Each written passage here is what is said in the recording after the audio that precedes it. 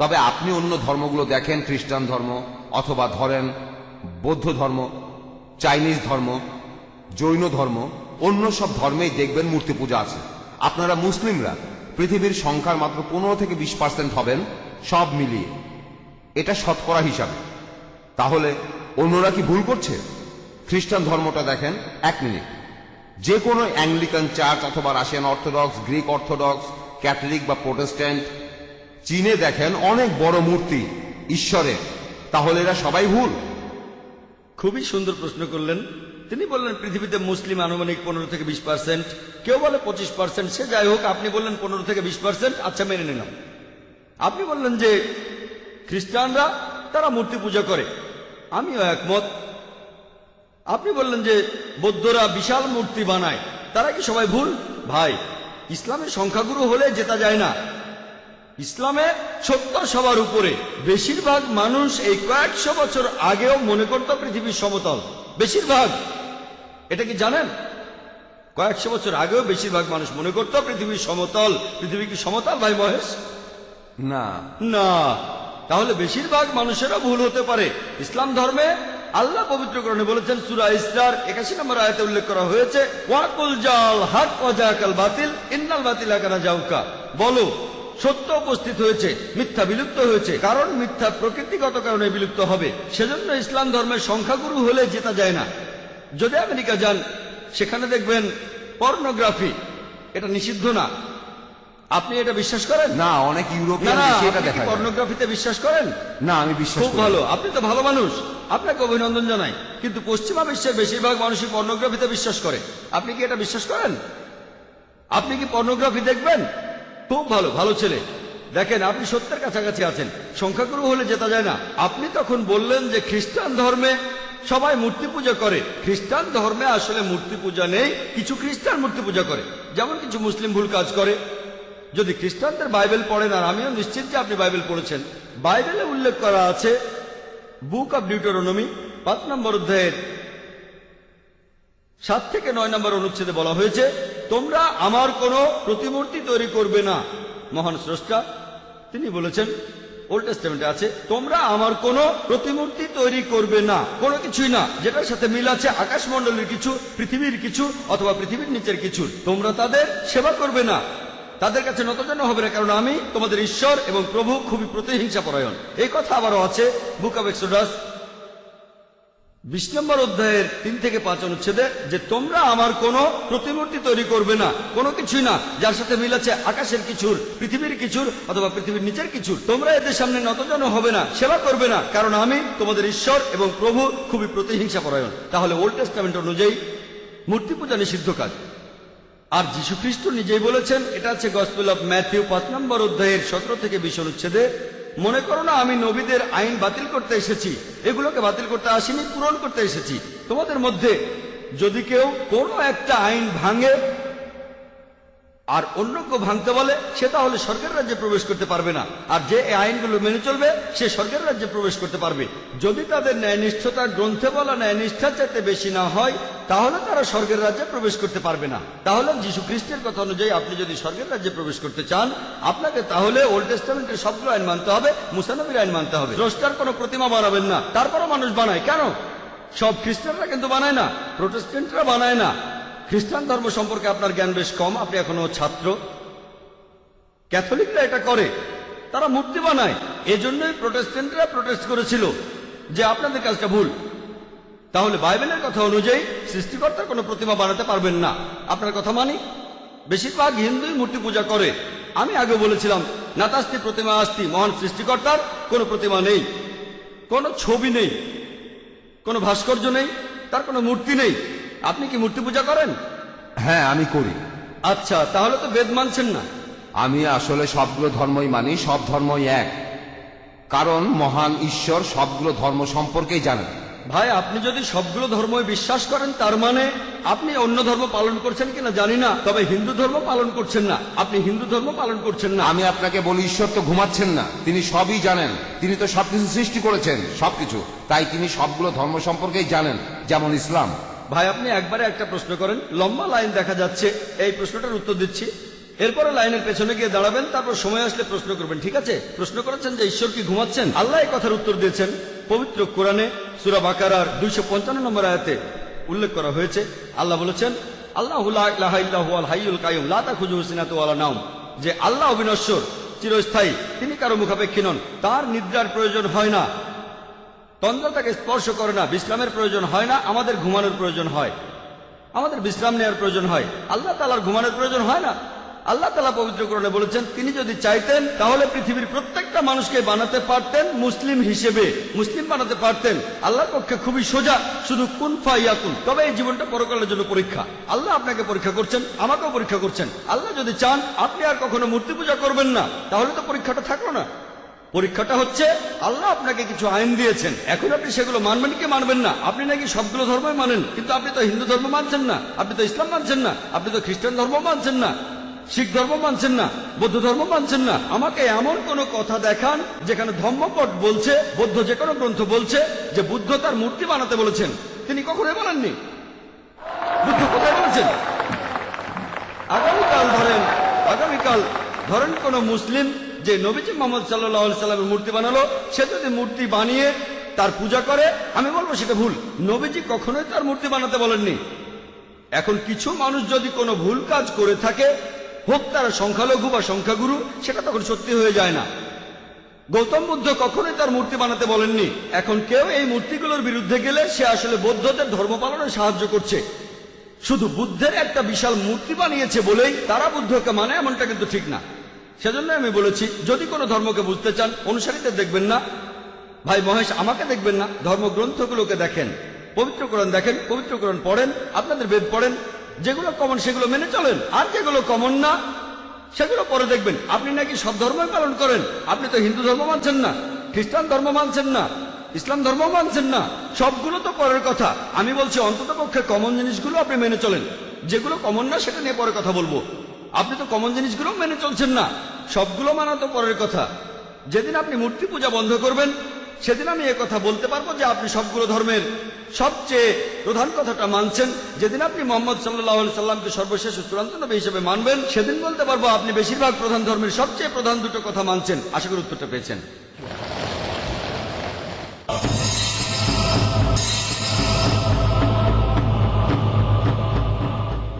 হ্যাঁ বোন, এবারে পরের প্রশ্ন। আসসালামু আলাইকুম, আমি ভাগ্যশ্রী সাওয়ান্ত, আমি অমুসলিম। এখানে সবার সামনে আমি ইসলাম গ্রহণ করতে চাই, কারণ আমি চাই কিয়ামতের দিন আপনারাও আমার পক্ষে সাক্ষ্য দেবেন। আশহাদু আন্না ইল্লাল্লাহ, আশহাদু আন্না মুহাম্মাদু রাসূলুল্লাহ। মাশাআল্লাহ বোন, উনি ডক্টর জাকিরের সাথে কথাগুলো আরেকবার বললে ভালো। এখন আমি বলছি, আর আমার সাথে সাথে আপনিও বলুন, আশহাদু আল্লাহ ইলাহা আশহাদু আল্লা ইলাহা ইল্লাল্লাহ ওয়া আশহাদু আন্না মুহাম্মাদান রাসূলুল্লাহ। আমি সাক্ষ্য দিচ্ছি যে আল্লাহ ছাড়া কোনো উপাস্য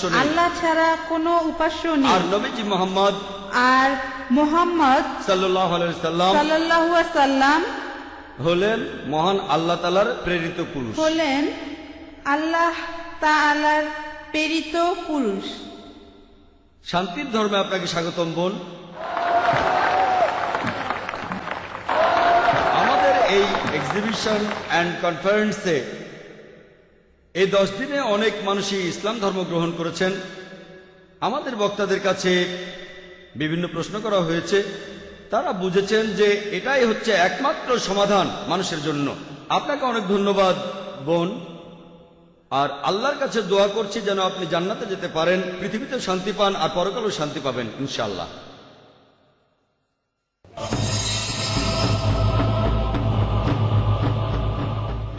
প্রশ্নটা আমার অমুসলিম বান্ধবীর, সে তার পরিচয় দিতে অনিচ্ছুক। ঠিক আছে, আপনার বান্ধবীর হয়ে আপনি প্রশ্নটা করতে পারেন। আমার বান্ধবী এমবিএ এর ছাত্রী, তার প্রশ্ন হলো আল্লাহকে কেন আল্লাহ বলে ডাকা হয়, অন্য কোনো নামে ডাকা হয় না কেন? বোন, আপনি প্রশ্ন করলেন যে আল্লাহকে কেন আল্লাহ বলে ডাকা হয়, অন্য নামে কেন ডাকা হয় না? এর উত্তর আছে পবিত্র কোরআনে সূরা ইসরায় 110 নম্বর আয়াতে উল্লেখ করা হয়েছে। পবিত্র কোরআনে বলা হয়েছে, কুলিতুল্লাহ আবিদুর রহমান আয়ামাত আদু ফালাল আসমাউল হুসনা। তোমরা তাকে ডাকো আল্লাহ বলে অথবা রহমান বলে ডাকো, তোমরা তাকে যে নামে ডাকো না কেন, সকল সুন্দর নামগুলি তো তাহারই। আপনি মহান স্রষ্টা আল্লাহ সুবহানাহু ওয়া তাআলাকে ডাকতে পারেন যে কোনো নামে, তবে সেটা হতে হবে সঠিক নাম, সেটা হবে বিশুদ্ধ নাম, এমন নাম হবে যেটা তিনি নিজেই দিয়েছেন। পবিত্র কোরআন এবং সহিহ হাদিসে আল্লাহর নাম উল্লেখ আছে 99টা। আর রহমান, আর রাহিম, আল কারিম, আল হাকিম, পরম দয়ালু, পরম করুণাময়, পরম জ্ঞানী, সব মিলিয়ে 99টা। আর সবার উপরে সেটা আল্লাহ। আর এই কথাটা যে সুন্দর নামগুলো আল্লাহর, এটা সূরা ইসরার 110 নম্বর আয়াতে উল্লেখ আছে। এছাড়াও সূরা তাহার 8 নম্বর আয়াতে উল্লেখ করা হয়েছে, সূরা আরাফের 180 নম্বর আয়াতে আছে, সূরা হাশরের 24 নম্বর আয়াতে আছে। এখানে আল্লাহ বলেছেন যে সুন্দর নামগুলি সেগুলো আল্লাহর, আর সবচেয়ে শ্রেষ্ঠ নাম আল্লাহ। এখন আমরা মুসলিমরা আল্লাহ তাআলাকে কেন আরবিতে আল্লাহ বলে ডাকি, কেন ইংরেজিতে গড বলে ডাকি না? আসলে এর কারণটা হচ্ছে অন্য সব নামগুলো আর শব্দ সেগুলোকে আমরা বিকৃত করতে পারি। যেমন ধরেন ইংরেজিতে গড শব্দটা যদি গডের পরে একটা এস লাগাই, এটা হবে গডস, ঈশ্বরের বহুবচন। আল্লাহর কোনো বহুবচন হয় না। কুল হুয়াল্লাহু আহাদ, বলো তিনি আল্লাহ এক অদ্বিতীয়। যদি গডের পরে DESS যোগ করেন, এটা হবে গডেস, মহিলা ঈশ্বর। ইসলামে পুরুষ আল্লাহ বা মহিলা আল্লাহ বলে কিছু নেই। আল্লাহ সুবহানাহু ওয়া তাআলার কোনো লিঙ্গ নেই। যদি গডের পরে ফাদার যোগ করেন, সেটা হবে গড ফাদার, সে আমার গড ফাদার, সে আমার অভিভাবক। ইসলাম ধর্মে আল্লাহ আব্বা বা আল্লাহ ফাদার বলে কিছু নেই। যদি গডের পরে মাদার যোগ করেন, সেটা হবে গড মাদার। ইসলাম ধর্মে আল্লাহ মাদার বা আল্লাহ আম্মি বলে কিছু নেই। যদি গডের আগে 3 শব্দটা জুড়ে দেন, সেটা হবে 3 গড, অর্থাৎ নকল ঈশ্বর। 3 আল্লাহ বলে কিছু নেই ইসলামে। আর এই জন্যই আমরা মুসলিমরা আমরা আল্লাহ তাআলাকে ডাকি আরবি শব্দ আল্লাহ বলেই। আর এই কারণে এই আল্লাহ শব্দটা বেশিরভাগ প্রধান ধর্মগ্রন্থগুলোতেই দেখতে পাবেন। যদি শিখ ধর্মগ্রন্থ পড়েন, সেখানে মহান সৃষ্টিকর্তার একটা বৈশিষ্ট্য বলা হয়েছে আল্লাহ। যদি খ্রিস্টানদের বাইবেল পড়েন, গসপেল অব মার্ক 15 অধ্যায় 34 অনুচ্ছেদে আছে, গসপেল অব ম্যাথিউ 27 অধ্যায়ের 46 অনুচ্ছেদে আছে, বলা আছে যে যীশু খ্রিস্টকে যখন ক্রুশবিদ্ধ করা হলো, তিনি বলেছিলেন আল্লাহ আল্লাহ লামা সাবাক্তানি, ঈশ্বর ঈশ্বর কেন তুমি আমাকে ত্যাগ করলে? এই আল্লাহ আল্লাহ লামা সাবাক্তানি শুনে কি মনে হয় ঈশ্বর ঈশ্বর কেন তুমি আমাকে ত্যাগ করলে? না। তবে এটার যদি আরবি করেন, এটা হবে আল্লাহ আল্লাহ লামা তারাক্তানি, একই রকম। এই হিব্রু আর আরবি ভাষা দুটো একই রকম। আর আপনারা ধর্মীয় ডিকশনারিতে দেখবেন, সেখানে বলা হয়েছে আল্লাহ বা আল্লাহ, একই কথা, আল্লাহ ALAH একই। তাহলে আল্লাহ শব্দটা বাইবেলেও আছে, হিন্দু ধর্মগ্রন্থেও আছে, বেদে উল্লেখ করা আছে। একটা আলাদা উপনিষদ আছে যার নাম আল্লাহ উপনিষদ। তাহলে এই আল্লাহ শব্দটা, এই শব্দটা উল্লেখ করা হয়েছে বিভিন্ন প্রধান ধর্মগ্রন্থে। এটাই হলো স্রষ্টার সবচাইতে সঠিক ও শুদ্ধ নাম। আশা করি উত্তরটা পেয়েছেন। কোন অমুসলিম ভাই কি প্রশ্ন করবেন? হ্যাঁ ভাই। স্যার, আমার নাম গিল রয়, বোম্বেতে থাকি, আমি ব্যবসা করি। আমাকে সুযোগ দেওয়ার জন্য ধন্যবাদ। প্রশ্ন করার জন্য অনুষ্ঠানটা বেশ উপভোগ করেছে, এই প্রথম এসেছি। আমার প্রশ্নটা ধর্মান্তরিত হওয়া প্রসঙ্গে, ইসলামে আসা অথবা বের হয়ে যাওয়া। এখন অনেক মুসলিম দেশেই ইসলাম থেকে কেউ অন্য ধর্ম গ্রহণ করতে পারে না। কিছু দেশে জবরদস্তি করা হয় বা মৃত্যুদণ্ড দেয়া হয়। তবে ভুল হলে শুধরে দেবেন, আমি ঠিক জানি না। তবে যে দেশে অমুসলিমের সংখ্যা বেশি, সেখানে অন্য ধর্ম থেকে ইসলামে আসতে বাধা দেয়া হয় না। এখন ইসলাম ধর্মে সঠিক নিয়মটা কি? কারণ আপনার লেকচারেই বললেন ইসলাম ধর্মে কোনো জবরদস্তি নেই, আর পৃথিবীর লক্ষ লক্ষ মানুষ ইসলাম ধর্ম গ্রহণ করছে। তাহলে ধর্মান্তরিত হতে বাধা দেয়া হচ্ছে কেন? তারা কি ঠিক করছে? এখানে অনুমতি দিলে অসুবিধা কোথায়? কেউ যদি স্বেচ্ছায় ইসলাম ধর্ম ত্যাগ করতে চায়, তাকে বাধা দেওয়া হবে কেন? আমেরিকাকে দেখেন, সেখানে বেশিরভাগ মানুষ খ্রিস্টান, তাদের বেশিরভাগই খ্রিস্টান ধর্মের অনুসারী। যদি তারা ধর্ম পরিবর্তনে বাধা দেয়, যদি ইসলাম ধর্ম গ্রহণে বাধা দেয়, সেরকম হলে আপনি কি বলবেন? ভাই, আপনি খুব সুন্দর প্রশ্ন করেছেন, খুবই ইম্পর্টেন্ট প্রশ্ন। প্রশ্নটা দুটো অংশ। প্রথম অংশে আপনি বলেছেন যে কিছু মুসলিম সংখ্যাগরিষ্ঠ দেশে কেন ধর্ম পরিবর্তন বা প্রচার করতে দেয়া হয় না, সেখানে অন্য ধর্ম প্রচার করতে পারবেন না, ধর্মান্তর নিষিদ্ধ, সেখানে কোনো মুসলিম তার ধর্ম পরিবর্তন করতে পারে না, মূল প্রশ্ন। এটাই প্রথম অংশ। দ্বিতীয় অংশে ধর্মান্তর হলে মৃত্যুদণ্ড কেন? আমেরিকাতে যদি এখন ধর্মপ্রচার নিষিদ্ধ হয়, ধর্মান্তর নিষিদ্ধ হয়, তখন আমি কি বলবো? খুব সুন্দর প্রশ্ন ভাই। আপনি যদি কোন ধর্মপ্রচারের কথা বলেন, এমন কিছু দেশ আছে যেমন ধরেন সৌদি আরব, সেখানে অন্য ধর্মপ্রচার নিষিদ্ধ। আমার জানা মতে একটা দেশই আছে যেখানে অন্য ধর্মপ্রচার নিষিদ্ধ, সেটা সৌদি আরব। এর কারণ হলো যে ধরেন ভাই, আপনি একটা স্কুল শুরু করেছেন, স্কুল চালু করতে গিয়ে আপনি ইন্টারভিউ নিচ্ছেন একজন অঙ্কের টিচারের। যখন আপনি অঙ্কের টিচারদের ইন্টারভিউ নিচ্ছেন, আপনি প্রশ্ন করলেন 2 + 2 = কত? একজন অঙ্কের টিচার বলল 2 + 2 = 3। পরের জন এসে বলল 2 + 2 = 4, আর পরের জন এসে বলল 2 + 2 = 5। অনেক মানুষই বলে এখানে সমস্যাটা কোথায়? আপনি আপনার ধর্ম প্রচার করেন, যারা গ্রহণ করতে চায় তারা গ্রহণ করবে। আমি আপনাকে বলি যে আপনার স্কুলে অঙ্কের টিচার কেমন রাখবেন? যে বলে 2 + 2 = 3, নাকি তাকে রাখবেন যে বলে 2 + 2 = 5? আমি বলবো না, আমিও অঙ্ক জানি, আমি এ ব্যাপারে একেবারে নিশ্চিত, অঙ্কে 2 + 2 = 4, আর কিছুই না। তাহলে ধর্মের কথা অনুযায়ী সৌদি আরব তারা একেবারে নিশ্চিত আর মেনে নিয়েছে কোরআনের এই আয়াতটা। সূরা ইমরানের 19 নম্বর আয়াতে উল্লেখ করা হয়েছে, ইন্নাদ দীনা ইনদাল্লাহিল ইসলাম, আল্লাহ তাআলার কাছে একমাত্র গ্রহণযোগ্য দিন হলো আল্লাহর কাছে নিজেকে সমর্পণ করে শান্তি অর্জন করা। তারা সৌদি আরবে ভুল কোনো কিছুই প্রচার করতে দেবে না। তবে বিজ্ঞান প্রযুক্তির ক্ষেত্রে তারা আমেরিকানদের স্বাগত জানিয়েছে, আপনারা চলে আসেন, স্বাগত জানিয়েছে ইংল্যান্ডের মানুষদের, স্বাগত জানিয়েছে ইন্ডিয়ার মানুষদের, সমস্যা নেই। বিজ্ঞান ও প্রযুক্তিতে তারা উপরে আছে, তাই বিজ্ঞান ও প্রযুক্তির ক্ষেত্রে তারা বিশেষজ্ঞ আনছে আমেরিকা থেকে, ইংল্যান্ড থেকে, সিঙ্গাপুর থেকে, ফিলিপাইন থেকে, ইন্ডিয়া থেকে, বিভিন্ন দেশ থেকে। কিন্তু যদি ধর্মের কথা বলা হয়, তারা একেবারে নিশ্চিত, তারা পুরোপুরি শিওর যেটাই সত্যি। একইভাবে আপনিও নিশ্চিত যে 2 + 2 = 4, আপনি অঙ্কে ভুল শেখাতে দেবেন না। একইভাবে সৌদি আরবে এমন, আমি বিভিন্ন ধর্মের উপর একজন ছাত্র, পবিত্র কোরআন বাদে এই পৃথিবীতে আর একটা ধর্মগ্রন্থ পাবেন না যেটা বলছে যে এটাই হলো সত্যিকারের ধর্ম। আপনি হিন্দু ধর্মগ্রন্থগুলো পড়ে দেখেন, আপনি খ্রিস্টানদের পবিত্র বাইবেল পড়ে দেখেন, বাইবেলের কোথাও বলা হয়নি যে খ্রিস্টান ধর্ম সঠিক। খ্রিস্টানদের বাইবেলে খ্রিস্টান শব্দটাই কোথাও নেই, এটা কি জানেন? পবিত্র বাইবেলে খ্রিস্টান বলে কোনো শব্দ পাবেন না। এরপর হিন্দু শব্দটা আপনি বেদে পাবেন না, এটা কি জানেন? বেদের কোথাও এই কথা বলা হয়নি যে এটাই হলো একমাত্র সঠিক ধর্ম। বাইবেলের কোথাও এই কথা বলা হয়নি যে এটাই হলো একমাত্র সঠিক ধর্ম।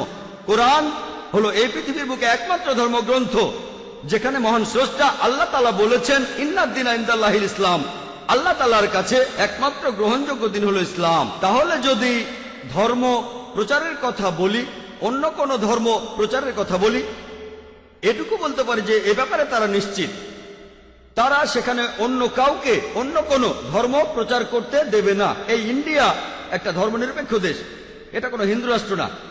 এদেশের সংবিধান সেটাই বলছে, এখানে গণতান্ত্রিক শাসন ব্যবস্থা চালু আছে। আমি একজন ইন্ডিয়ান, ভৌগোলিকভাবে আমি হিন্দু কারণ আমি ইন্ডিয়ান, তবে ইসলাম ধর্ম পালন করি, ইসলাম ধর্ম আমি মানি। এটা আমার জন্মগত অধিকার যে আমার ধর্ম প্রসার এবং পালন করতে পারবো।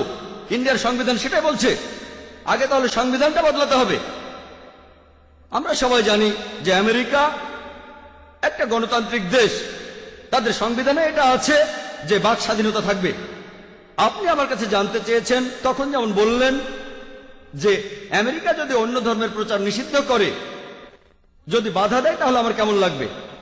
এটা তো তাদের খ্রিস্টান ধর্মগ্রন্থে নাই।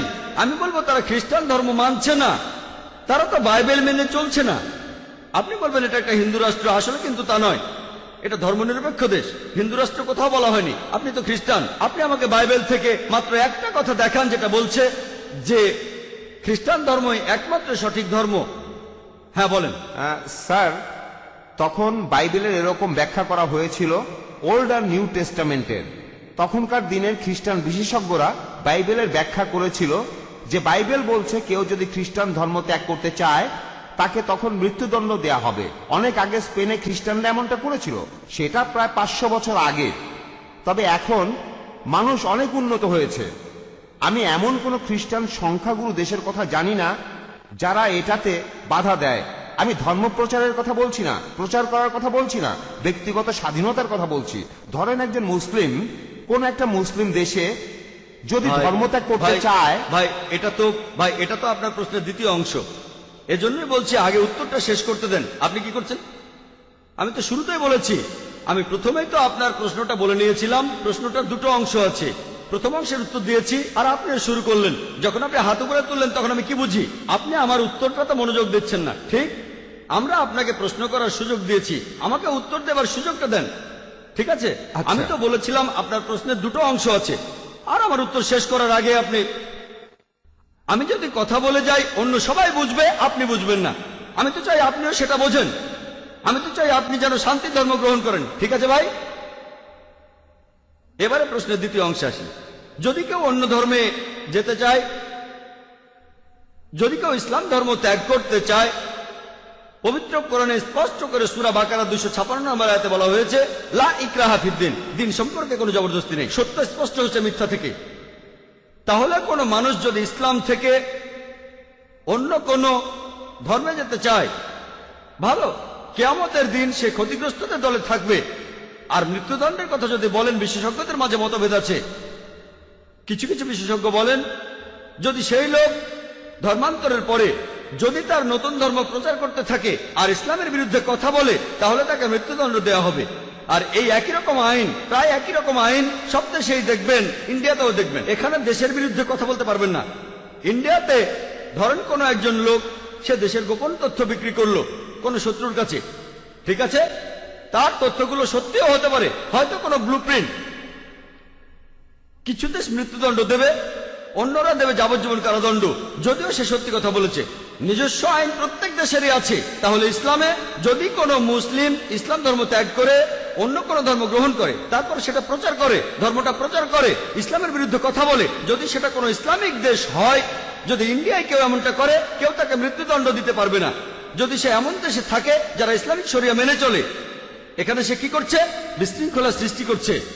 সে তাহলে সেই দেশে অশান্তি সৃষ্টি করছে। এমন অবস্থা হলে মৃত্যুদণ্ড দেয়া হবে। সব মুসলিম দেশ কিন্তু ইসলামিক শরিয়া মেনে চলে না, এ কথাটা জেনে রাখেন। হাতে গোনা কয়েকটা দেশ কেউ এই আইনগুলো মানে, কেউ ওই আইনগুলো মানে।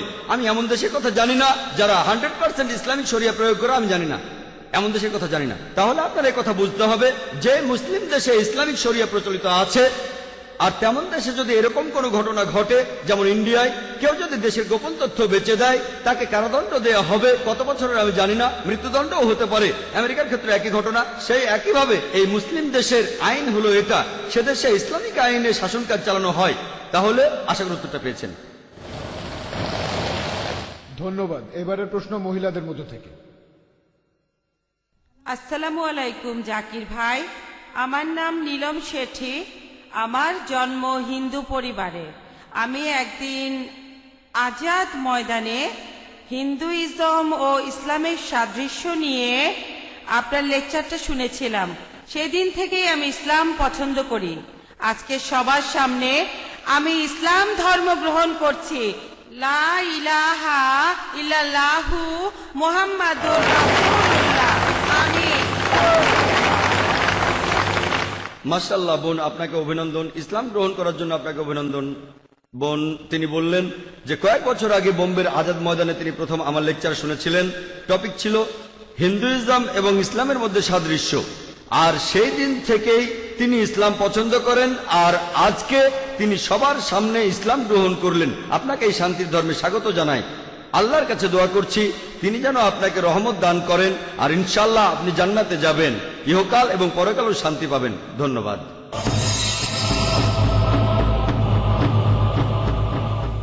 প্রশ্ন করবেন? হ্যাঁ, আমি ছিলাম সন্ধ্যা, এখন আমি জারা বিলাল খান। আমি ইসলাম গ্রহণ করেছি।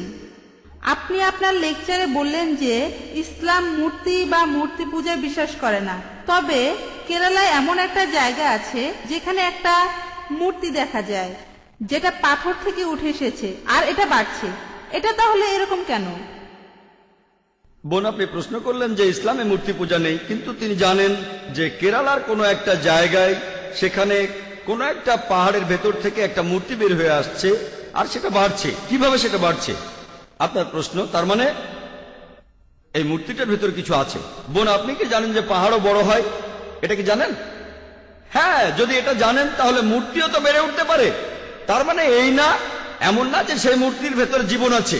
না, মূর্তিটা পাথরের ভেতর থেকেই এসেছে। ওখানে আগে কোনো মূর্তি ছিল না, পাথরের মধ্যে থেকে মূর্তিটা বের হয়েছে। আমি তো সেটাই বলছি, মূর্তিটা পাথরের মধ্য থেকে বের হচ্ছে, পাহাড় পর্বত আকারে বড় হয়। কিভাবে এগুলো বাড়ে সেটা আমরা জিওলজিতে পড়েছি যে পাহাড় পর্বত বাড়ে। এমন অনেক উদাহরণ আছে। যেমন ধরেন, এই কয়েক বছর আগে শোনা গেল যে গণেশের মূর্তি দুধ খাচ্ছে। এটা একটা সহজ বৈজ্ঞানিক ব্যাপার, অসমোসিস। এটা খুবই সহজ একটা বৈজ্ঞানিক ব্যাপার। আপনি যদি দুধ ভর্তি জগে একটা চারা গাছ রাখেন, সেই গাছ দুধ শুষে নেবে। এটা অসমোসিস। তার মানে এই না যে সেই মূর্তি দুধ খাচ্ছে। তখন অনেক টিভি চ্যানেলে এটা দেখানো হয়েছিল। এখানে আপনাকে বুঝতে হবে যে এগুলো হলো সব জড় বস্তু। বেদে পরিষ্কার করে বলা আছে, যজুর্বেদে আছে 32 অধ্যায় 3 অনুচ্ছেদে, নাতাস্তি প্রতিমা আস্তি। মহান স্রষ্টার কোনো প্রতিমা নেই, তার কোনো ছবি নেই, তার কোনো মূর্তি নেই, তার কোনো ভাস্কর্য নেই, কোনো ফটোগ্রাফ নেই। আশা করি উত্তরটা পেয়েছেন। কিন্তু একটা কথা, পাথরটা এমন আকার পাচ্ছে কিভাবে? পাথরটার আকার তাহলে একটা মূর্তির মতো হচ্ছে কেন? বোন, আজকের কথা যদি বলেন তাহলে মানুষও কোনো কোনো আকার দিতে পারে, যন্ত্রপাতি দিয়ে প্রাকৃতিকভাবে কোনো আকার তৈরি হতে পারে। এটা খুবই স্বাভাবিক। এমন অনেক কথা শোনা যায় যে একটা গাছ আছে, দেখলেন লেখা আছে ওম, অথবা কোনো গাছে লেখা লা ইলাহা ইল্লাল্লাহ। এই সমস্ত ব্যাপার আসলে একেবারে গুরুত্বহীন। আমরা এখানে কথা বলছি সত্য নিয়ে। বোন, অনেক পাহাড় আছে দেখতে মানুষের মুখের মতো, এমনটা দেখেছেন আপনি? এটা প্রকৃতির খেলা। পাথরের আকার থাকলে সেটা অলৌকিক হয়ে যায় না। আমরা মেনে চলবো বেদের কথা, কোরআনের কথা, বাইবেলের কথা, যেটা বলছে মহান সৃষ্টিকর্তার প্রতিমূর্তি নেই। পাথর তো একটা মানুষের মতো হতে পারে, কোন ছবির মতো হতে পারে, একটা মূর্তির মতো হতে পারে। তার মানে এই না যে সেটা ঈশ্বর। ধন্যবাদ, ঠিক আছে। আর এইসব পাথর দেখবেন বিভিন্ন ছবি আর মূর্তি, এগুলো পড়ে গেলে ভেঙে যায়। যখন সে নিজেকেই সাহায্য করতে পারে না, তখন আমাদের কিভাবে সাহায্য করবে? আশা করি উত্তরটা পেয়েছি। ধন্যবাদ, ঠিক আছে। হ্যাঁ ভাই। Thank you sir. আমি ডক্টর রাজেশ, একজন হোমিওপ্যাথিক ডক্টর। আর আমার প্রশ্ন দুইটা। আমি পড়েছি যে নবী মুহাম্মদ হলেন সর্বশেষ আর চূড়ান্ত নবী। এই সর্বশেষ আর চূড়ান্ত কথাটার উপরে এত জোর দেওয়া হচ্ছে কেন? আপনারা নতুন কোন নবীকে কি ভয় পাচ্ছেন? আল্লাহ যদি নতুন কাউকে মনোনীত করে পাঠান, তাকে কি মেনে নেবেন না? আর আমি যদি সৃষ্টিকর্তাকে দেখতে চাই, তাহলে ইসলাম এ সম্পর্কে কি বলে? Thank you sir.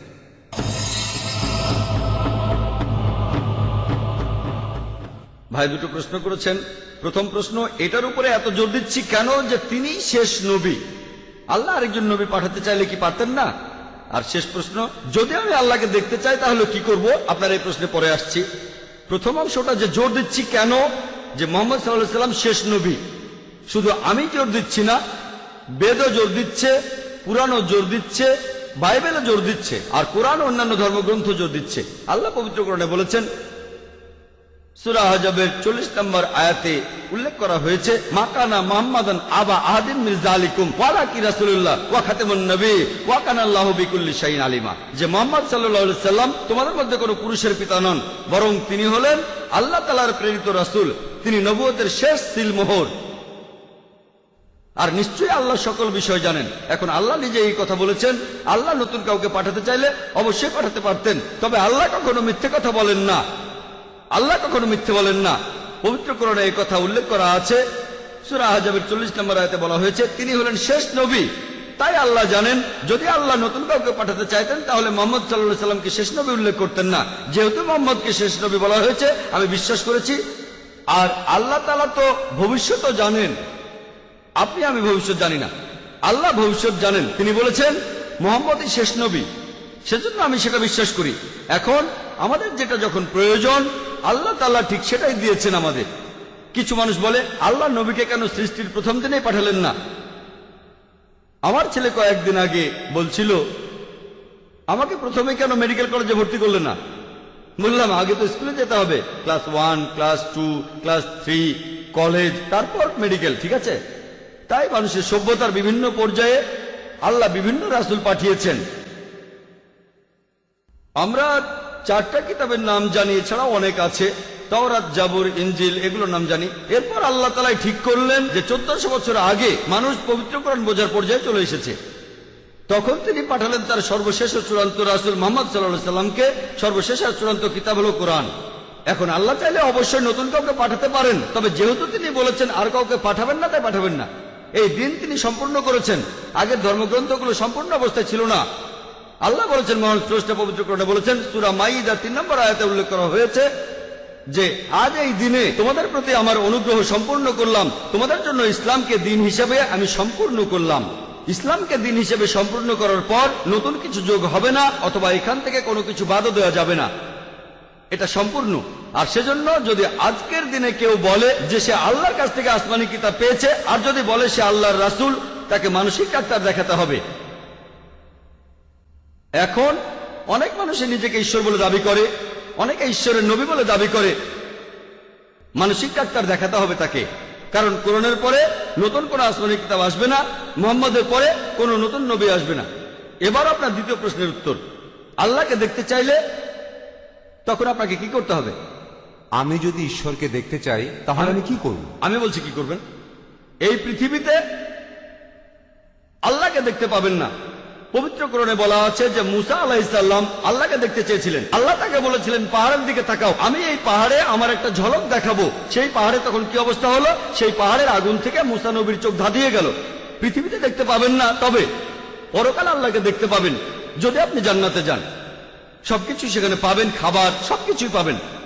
লোকজন, হাদিসে উল্লেখ করা আছে, তারা তখন আল্লাহকে দেখার জন্য অনুনয় বিনয় করবে। যদি আপনি আল্লাহ তাআলাকে দেখতে চান, তাহলে আল্লাহর এই চূড়ান্ত আসমানি কিতাব পড়তে হবে, এই পবিত্র কোরআন। কোরআনের কথাগুলো মেনে চলবেন। সর্বশেষ আর চূড়ান্ত নবী মুহাম্মদ সাল্লাল্লাহু আলাইহি সাল্লামের কথাগুলো মেনে চলবেন। যদি মুহাম্মদ সাল্লাল্লাহু আলাইহি সাল্লাম আর কোরআনের কথাগুলো আপনি মেনে চলেন, ইনশাআল্লাহ আপনি জান্নাতে যাবেন। যদি আমি মানি, আমিও জান্নাতে যাব। আর ইনশাআল্লাহ আমরা আল্লাহর আইন মেনে চললে জান্নাতে যাব। আর ইনশাআল্লাহ আমরা সেখানে আল্লাহকে দেখতে পাবো। আশা করি উত্তরটা পেয়েছেন। ধন্যবাদ। হ্যাঁ ভাই। আমার নাম কিশোর, আমি মণিপুর থেকে এসেছি, ইন্ডিয়ার দক্ষিণ থেকে।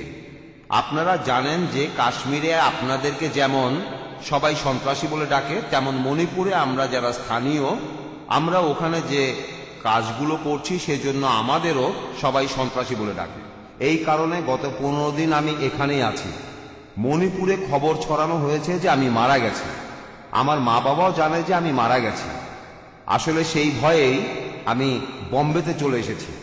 আর মণিপুরে এখন পর্যন্ত আমরা কেউ পিস টিভি দেখিনি। বিভিন্ন ধর্ম সম্পর্কে আমার আগ্রহ আছে, বেশ কিছুটা জানি।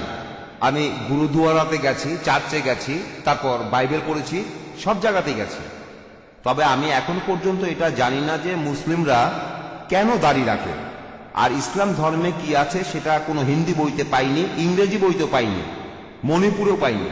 তাই আমি বলবো, আপনারা যদি এই বইগুলো মণিপুরে পাঠানোর ব্যবস্থা করেন তাহলে খুব ভালো হয়। আর আমি যদি এখানে হিন্দি বা ইংরেজিতে কোনো বই পাই তাহলে আমি সেটা কিনতে রাজি আছি। ভাই, আপনি প্রশ্ন করলেন যে কাশ্মীরে যেমন মুসলিমরা যুদ্ধ করছে, জিহাদ করছে, একইভাবে মণিপুরের অধিবাসীরাও যুদ্ধ করছে, লড়াই করছে। আর উনি মণিপুর থেকে চলে এসেছেন, এখানে এসেছেন। মণিপুরে বিভিন্ন ঝামেলার কারণে 15 দিন এখানে আছেন। তিনি ইসলাম সম্পর্কে জানতে চান। আর উনি জানতে চেয়েছেন যে মণিপুরে কেন পিস টিভি দেখা যায় না। হ্যাঁ। আর জানতে চেয়েছেন যে মুসলিমরা কেন মুখে দাড়ি রাখে। আপনার প্রশ্ন দুটো। ভাই, কাশ্মীরের কথা আমি আগেও বলেছি যে সবাই জিহাদ করছে, এই কথা আমি বলবো না। সবাই কিন্তু জিহাদ করছে না। এক মিনিট, আমার কথাটাকে ভুল বুঝেছেন। আমি বলছি আপনারাই ঠিক করছেন। আপনার প্রশ্ন বুঝতে পেরেছি ভাই। আচ্ছা, আমি কখনোই বলিনি আপনি ভুল। আর আপনার প্রশ্নটাও খুব সুন্দর। তবে এটাও পরিষ্কার করি, কাশ্মীরে যেসব মানুষ যুদ্ধ করছে, অনেকেই হয়তো সত্যিকারের জিহাদ করছে না। কেউ কেউ নিজেদের স্বার্থ উদ্ধারের জন্য খারাপ কাজ করছে। যারা আল্লাহ সুবহানাহু ওয়া তাআলার আদেশ নির্দেশ মেনে যুদ্ধ করছে, তাদের যুদ্ধকে বলতে পারেন জিহাদ ফি সাবিলিল্লাহ। আমি ঢালাভাবে বলতে পারি না যে কাশ্মীরে সব মুসলিমই জিহাদ করছে, জিহাদ ফি সাবিলিল্লাহ। এবারে মণিপুরের বিষয়টা নিয়ে বলি। আমি জানি যে মণিপুরে এখন খুব যুদ্ধ চলছে, আর সে যুদ্ধের কারণে আপনি এখানে। হতে পারে এটা আল্লাহর ইচ্ছা, হয়তো এমনটা আল্লাহর ইচ্ছা। যুদ্ধের কারণে আপনি এখানে এসেছেন, হয়তো এই দুনিয়ায় শান্তিতে থাকার পাশাপাশি আপনি পরকালেও শান্তি পাবেন, ঠিক আছে? আপনি আমার লেকচার শুনলেন শান্তির উপর। পৃথিবীর শান্তিটা হলো সাময়িক, চিরস্থায়ী না, কিন্তু পরকালের শান্তিটা হলো চিরস্থায়ী। এবারে প্রশ্নে আসি যে আমরা দাঁড়িয়ে রাখি কেন, আর মণিপুরে পিস টিভি দেখতে পারেন না কেন? মণিপুরে পিস টিভি দেখার প্রসঙ্গে বলি, আপনি ফ্রিকোয়েন্সিটা চেক করে দেখতে পারেন। যদি ডিশ অ্যান্টেনা লাগান, হতে পারে আপনাদের ডিশ অপারেটর চ্যানেলটা আনেনি, একটা ডিশ অ্যান্টেনা কিনতে কয়েক হাজার টাকা লাগবে। অ্যান্টেনাটা এখন পূর্ব দিকে 68 ডিগ্রি ঘুরিয়ে দেন, আর প্যান অ্যাট স্যাট 10, ইনশাল্লাহ পিস টিভি দেখতে পাবেন। আপনাদের কেবল অপারেটরকে বলে দেখেন, আমরা মণিপুরে গিয়ে তাদের বাধ্য করতে পারি না, কিন্তু ডিশ অ্যান্টেনা যদি পূর্ব দিকে 68 ডিগ্রি মুখ করে থাকে আর ফ্রিকোয়েন্সিটা টিউন করেন, ইনশাল্লাহ দেখতে পাবেন। এবারে বলি মুসলিমরা কেন দাড়ি রাখে। আমি এখানে বলবো যে পোশাকে যদি আপনার উদ্দেশ্য বোঝা যায় সেটাই পড়েন। একটা লেকচার দিয়েছিলাম, is the level shows your intent, or it. যেমন ধরেন, যদি কোনো কনফারেন্সে যান, বিশেষজ্ঞদের দেখবেন তারা লেভেল পড়েছেন, আমি ডাক্তার, আমি ইঞ্জিনিয়ার, আমি একজন বিজ্ঞানী। এটা হলো অনুষ্ঠান ছাড়াই পরিচয়। যদি আপনি শুধু ডাক্তারদের কোনো কনফারেন্সে যান, তাদের স্পেশালিটি লেখা আছে, যেমন ডক্টর অমুক, কার্ডিওলজিস্ট, নিউরোলজিস্ট, নেফ্রোলজিস্ট। হার্টের সমস্যা হলে কার্ডিওলজিস্ট, যদি আপনার সমস্যা হয় কিডনিতে তাহলে নেফ্রোলজিস্ট, যদি ব্রেনের সমস্যা হয় নিউরোলজিস্ট। আনুষ্ঠানিক পরিচয় পবিত্র কোরআনে সূরা আনামের 54 নম্বর আয়াতে উল্লেখ করা হয়েছে। কোরআন বলছে, ওয়া ইজাজা আকাল্লাযিনা ইউমিনুনা বিআয়াতিনা ফাকুলু সালামুন আলাইকুম। যদি তাদের কাছে আসো যারা আমার আয়াতে ঈমান আনে, তাদের বলো সালাম আলাইকুম, তাদের বলো শান্তি বর্ষিত হোক। ইসলাম আমাদের বলে তোমরা বলো আসসালামু আলাইকুম, এটা শান্তির ধর্ম। কমপক্ষে প্রতিদিন প্রত্যেক মুসলিম অন্তত পক্ষে 5 বার সালাত আদায় করে। যখন সে দৈনিক 5 বার নামাজ পড়ে, যদি সে শুধুমাত্র ফরজ নামাজগুলো আদায় করে, যেটা আবশ্যকীয়, 5 বার গুণ 2, নামাজ আদায় শেষ হলে বলি আসসালামু আলাইকুম ওয়া রাহমাতুল্লাহ, আসসালামু আলাইকুম ওয়া রাহমাতুল্লাহ। আমার ডান দিকে যত লোক আছে তাদের সবার উপর আল্লাহর শান্তি বর্ষিত হোক, আমার বাম দিকে যত লোক আছে তাদের সবার উপর আল্লাহর শান্তি বর্ষিত হোক। প্রত্যেক নামাজে 2 বার বলি, কমপক্ষে 5 বার নামাজ পড়ি, কমপক্ষে 10 বার সালাম জানাচ্ছি ডান দিকের সব মানুষদের, এর পাশাপাশি বাম দিকের সব মানুষদের। যদি সুন্নাতে মুআক্কাদাও পড়ি তাহলে আরো 10 বার। এভাবে অন্তত পক্ষে 20 বার আমি সালাম জানাচ্ছি আমার ডান দিকের মানুষদের আর বাম দিকের মানুষদের। যদি সাধারণ সুন্নত পড়ি তাহলে আরো বেশি হবে। যখনই আমি কোনো মুসলিমকে দেখি তাকে বলি আসসালামু আলাইকুম, আপনার উপর শান্তি বর্ষিত হোক। পবিত্র কোরআনে ওই কথা আছে, সূরা নিসার 86 নম্বর আয়াতে উল্লেখ করা হয়েছে। বলা হয়েছে, যদি কেউ তোমাকে অভিবাদন করে, উত্তম অভিবাদন করে, তুমি আরো ভালোভাবে অভিবাদন করো অথবা তার সমান। কেউ যদি আমাকে বলে আসসালামু আলাইকুম, আমি তখন বলবো ওয়া আলাইকুম আসসালাম ওয়া রাহমাতুল্লাহ। কেউ আমাকে বললো শান্তি বর্ষিত হোক, আমি তখন বলবো শান্তি ও রহমত বর্ষিত হোক। কেউ যদি বলে আসসালামু আলাইকুম ওয়া রাহমাতুল্লাহ, আমি তখন বলবো ওয়া আলাইকুম আসসালাম ওয়া রাহমাতুল্লাহি ওয়া বারাকাতুহু, আরো ভালোভাবে দেব। যদি কেউ বলে আসসালামু আলাইকুম ওয়া রাহমাতুল্লাহি ওয়া বারাকাতুহু, আমি অন্তত পক্ষে একইভাবে বলবো ওয়া আলাইকুম আসসালাম ওয়া রাহমাতুল্লাহি ওয়া বারাকাতুহু। কেউ আমাকে বললো আসসালামু আলাইকুম, আমি বললাম ওয়া আলাইকুম আসসালাম। কথাগুলো একই, কিন্তু বললাম হৃদয়ের গভীর থেকে, এমনটা হলো ভালো। তাহলে আল্লাহ কোরআনে বলেছেন আরো ভালোভাবে অভিবাদন করো। এখন ধরুন ভ্রমণ করছি, মুসলিমদের সাথে দেখা হবে, এটা কিভাবে বুঝবো যে কোন লোকটা মুসলিম? এজন্য আমাদের লেভেল আছে, দাড়ি। কিন্তু এখন মিডিয়াতে দেখবেন মুখে দাড়ি থাকলে আপনি সন্ত্রাসী। আচ্ছা না, কিন্তু ভাই আগে উত্তরটা শেষ করতে দেন, আমাকে উত্তরটা শেষ করতে দেন। যদি শিখরা দাড়ি রাখে আর পাগড়ি পরে তাহলে বলা হয় ঐতিহ্য মানছে, আর মুসলিমরা দাড়ি রাখলে বলা হয় সন্ত্রাসী। খ্রিস্টানদের দেখবেন তারা মাথা ঢেকে রাখে, তাদের বলা হয় ধার্মিক, আর মুসলিমরা মাথা ঢাকলে তাদের বলা হয় নিপীড়িত। মিডিয়া মিডিয়া মিডিয়া এই দাড়ি এই দাড়ি একটা মাছিরও ক্ষতি করতে পারবে না, আমার মাথার এই টুপি একটা মাছিরও ক্ষতি করতে পারবে না। কোরআন পড়লে দেখবেন কোরআনে কোথাও দাড়ি রাখার কথা বলা হয়নি। কোরআনে দাড়ি নিয়ে একটা আয়াতে আছে সূরা তাহার মধ্যে, এখানে 94 নম্বর আয়াতে বলা হয়েছে, সেখানে মুসা আলাইহিস সালাম তিনি তখন দাড়ি ধরেছিলেন, তার ভাই হারুনের, ইহুদিরা বলে হারুন তখন বললেন, হে আমার সহোদর, তুমি কেন আমার মুখে দাড়ি ধরেছ? শুধুমাত্র এই আয়াতটাতে দাড়ির কথা আছে। আমাদের প্রিয় নবীজি বলেছেন, সহিহ বুখারীতে আছে 7 নম্বর খণ্ডের 780 ও 781 নম্বর হাদিসে আমাদের প্রিয় নবীজি বলেছেন, পৌত্তলিকরা যে কাজ করে তার বিপরীতটা করো, তোমাদের গোপ ছোট করে ছাটো আর দাড়ি রাখো। যেহেতু এটা নবীজির নির্দেশ, আর আল্লাহ কোরআনে বলেছেন আতিউল্লাহ ওয়া আতিউর রাসূল, আল্লাহ এবং তার রাসূলকে মান্য করো, নবীজি নির্দেশ দিয়েছেন, আমরাও মানব। আর এই দাড়ি থাকলে আমরা সহজে চিনতে পারি। অনেক লোক বিভিন্ন সময়, আমি যখন রাস্তায় হাঁটি, যখন বিদেশে যাই, তারা আমার টুপি আর দাড়ি দেখে আসসালামু আলাইকুম, আসসালামু আলাইকুম, ওয়ালাইকুম আসসালাম। এটা অনানুষ্ঠানিক পরিচয়। আমি শান্তি প্রচার করছি, আমাদের বুঝতে হবে যে এটা একটা অনানুষ্ঠানিক পরিচয়। আর একটা উদাহরণ দেই, একটা গাড়ি কিনলেন, আপনি যদি ডাক্তার হন, গাড়িতে ক্রস লাগানো থাকে কেন? এটা বোঝাতে যে গাড়ির মালিক একজন ডাক্তার। যদি আপনার ইমার্জেন্সি কাজ থাকে, আপনি গাড়ি থামাতে পারেন, তারপর সাহায্য চাইতে পারেন। সেখানে যদি কারো মুখে দাড়ি দেখেন আর মাথায় টুপি দেখেন, তাহলে বুঝবেন যে সে মুসলিম।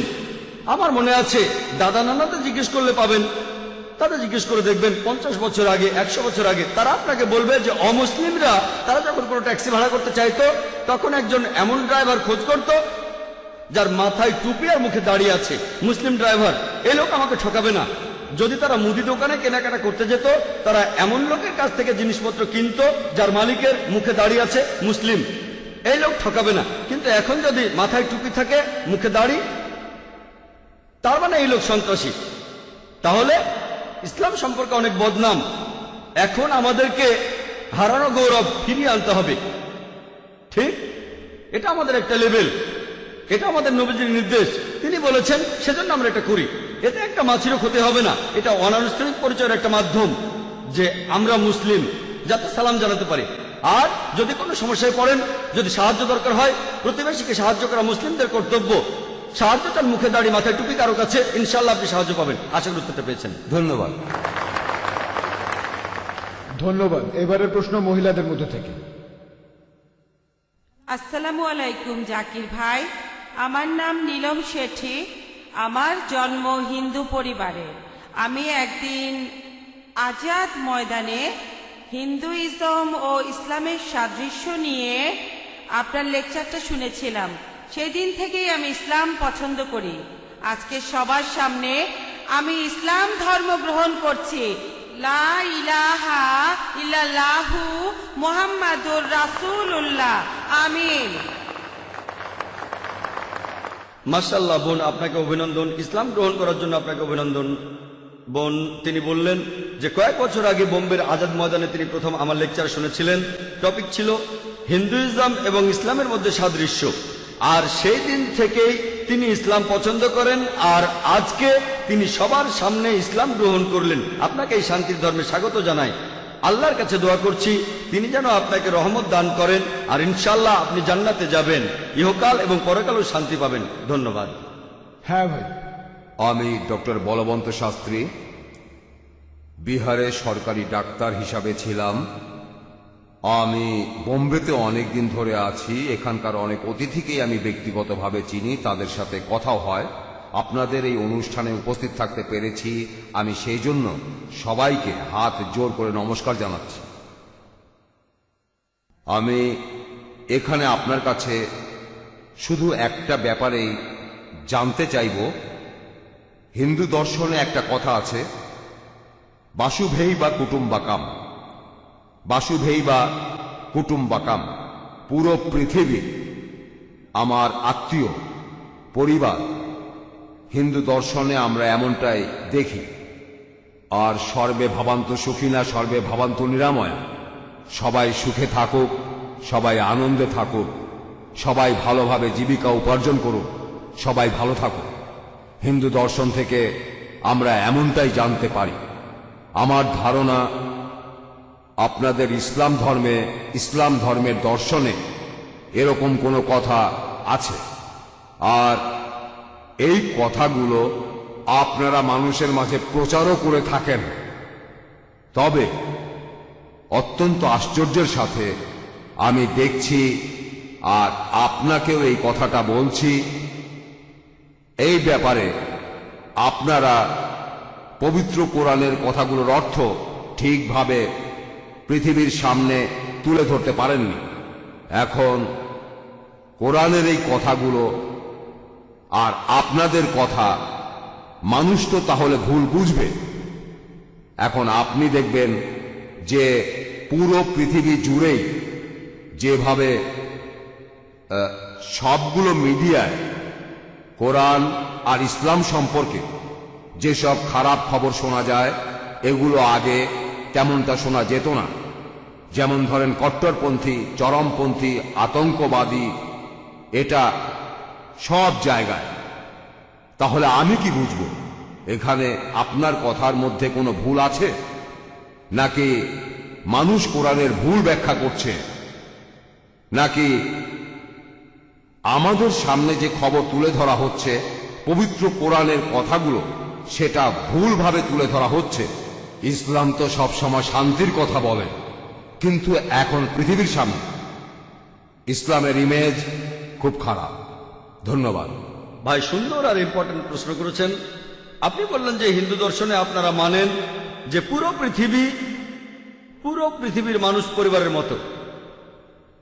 এই পরিবারের সবাই সুখে শান্তিতে বসবাস করবে, আয় করবে, আনন্দ করবে, উপভোগ করবে। এটাই উনার প্রশ্ন। ইসলামেও কি এরকম কিছু আছে? উনি বললেন যে ইসলামেও একই রকম কথা আছে। তারপর উনি আমাকে প্রশ্নটা করলেন যে এই কোরআনের কথা সব মানুষের কাছে পৌঁছানো উচিত। এখন মুসলিমরা তারা কি পবিত্র কোরআনের ভুল ব্যাখ্যা করছে, নাকি মানুষজনই পবিত্র কোরআনের কথাকে ভুল বুঝছে? এখন আমরা দেখি যে মুসলিমদের সবাই বলছে সন্ত্রাসী, বলছে মৌলবাদী, চরমপন্থী। এখানে আসলে সমস্যাটা কোথায়? আপনার প্রথম প্রশ্নের ব্যাপারে আমি একমত যে হিন্দু ধর্ম এই কথা বলছে যে পুরো পৃথিবী একটা পরিবার, সবাই একসঙ্গে আনন্দে থাকবো, উপভোগ করব। ইসলাম এরকমই কথা বলছে, শুধু শেষেরটা আলাদা। আল্লাহ পবিত্র কোরআনে সূরা হুজুরাতের 13 নম্বর আয়াতে উল্লেখ করেছেন, ইয়া আইয়ুহান নাসু ইন্না খালাকনাকুম মিন যাকরিন ওয়া উনসা ওয়া জাআলনাকুম শুউবান ওয়া কাবাইলা লিতারাফু ইন্না আকরামাকুম ইনদাল্লাহি আতকাকুম ইন্নাল্লাহা আলিমুন খাবীর। হে মানুষ জাতি, আমি তোমাদের সৃষ্টি করেছি এক পুরুষ ও এক নারী হতে, পরে তোমাদেরকে বিভক্ত করেছি বিভিন্ন জাতি আর গোত্রে, যাতে তোমরা অন্যের সাথে পরিচিত হতে পারো, এজন্য না যে একে অন্যকে ঘৃণা করবে। তাহলে কোরআন বলছে যে পৃথিবীর সব মানুষ, তাদের সব পূর্বপুরুষ, তাদের সবার আর আমাদের সবার পূর্বপুরুষ একটা যুগল, আদম হাওয়া। আল্লাহ তাদের শান্তিতে রাখুন। পরে আল্লাহ আমাদের ভাগ করেছেন বিভিন্ন জাতি আর গোত্রে, রং আলাদা, ভাষা আলাদা, যাতে অন্যের সাথে পরিচিত হতে পারি। আর আল্লাহ সুবহানাহু ওয়া তাআলা যেটা দিয়ে আমাদের বিচার করবেন সেটা আমাদের সম্পদ না, গোত্র না, বর্ণ না, গায়ের রং না, আমাদের লিঙ্গ না, সেটা হলো তাকওয়া। আর আল্লাহ বলেছেন তোমাদের মধ্যে, এই সূরা হুজুরাতের 13 নম্বর আয়াতে আছে, আল্লাহ তাআলা এখানে বলেছেন তোমাদের মধ্যে অধিক মর্যাদা সম্পন্ন সেই ব্যক্তি যার তাকওয়া আছে। আল্লাহ তাআলা যে জিনিস দিয়ে আমাদের সবার বিচার করবেন। ভাই কথা বললে আমার উত্তরটা শুনতে পাবেন না, আপনি আরেকটা প্রশ্ন করবেন। ভাই আগে আমাকে উত্তরটা দিতে দেন। আপনি এখন আপনার প্রশ্নটা নিয়ে আরেকজনের সঙ্গে কথা বলছেন, এটা আমার পেশা। ভাই আপনি আমাকে প্রশ্ন করেছেন, আমি এখনো শেষ করিনি, সবে শুরু করেছি। ভাই আমি আপনার বলতে চাচ্ছি, ভাই আপনার আমি প্রশ্নটা আমি বুঝেছি। ইংরেজি ভাষা তেমন একটা বুঝি না।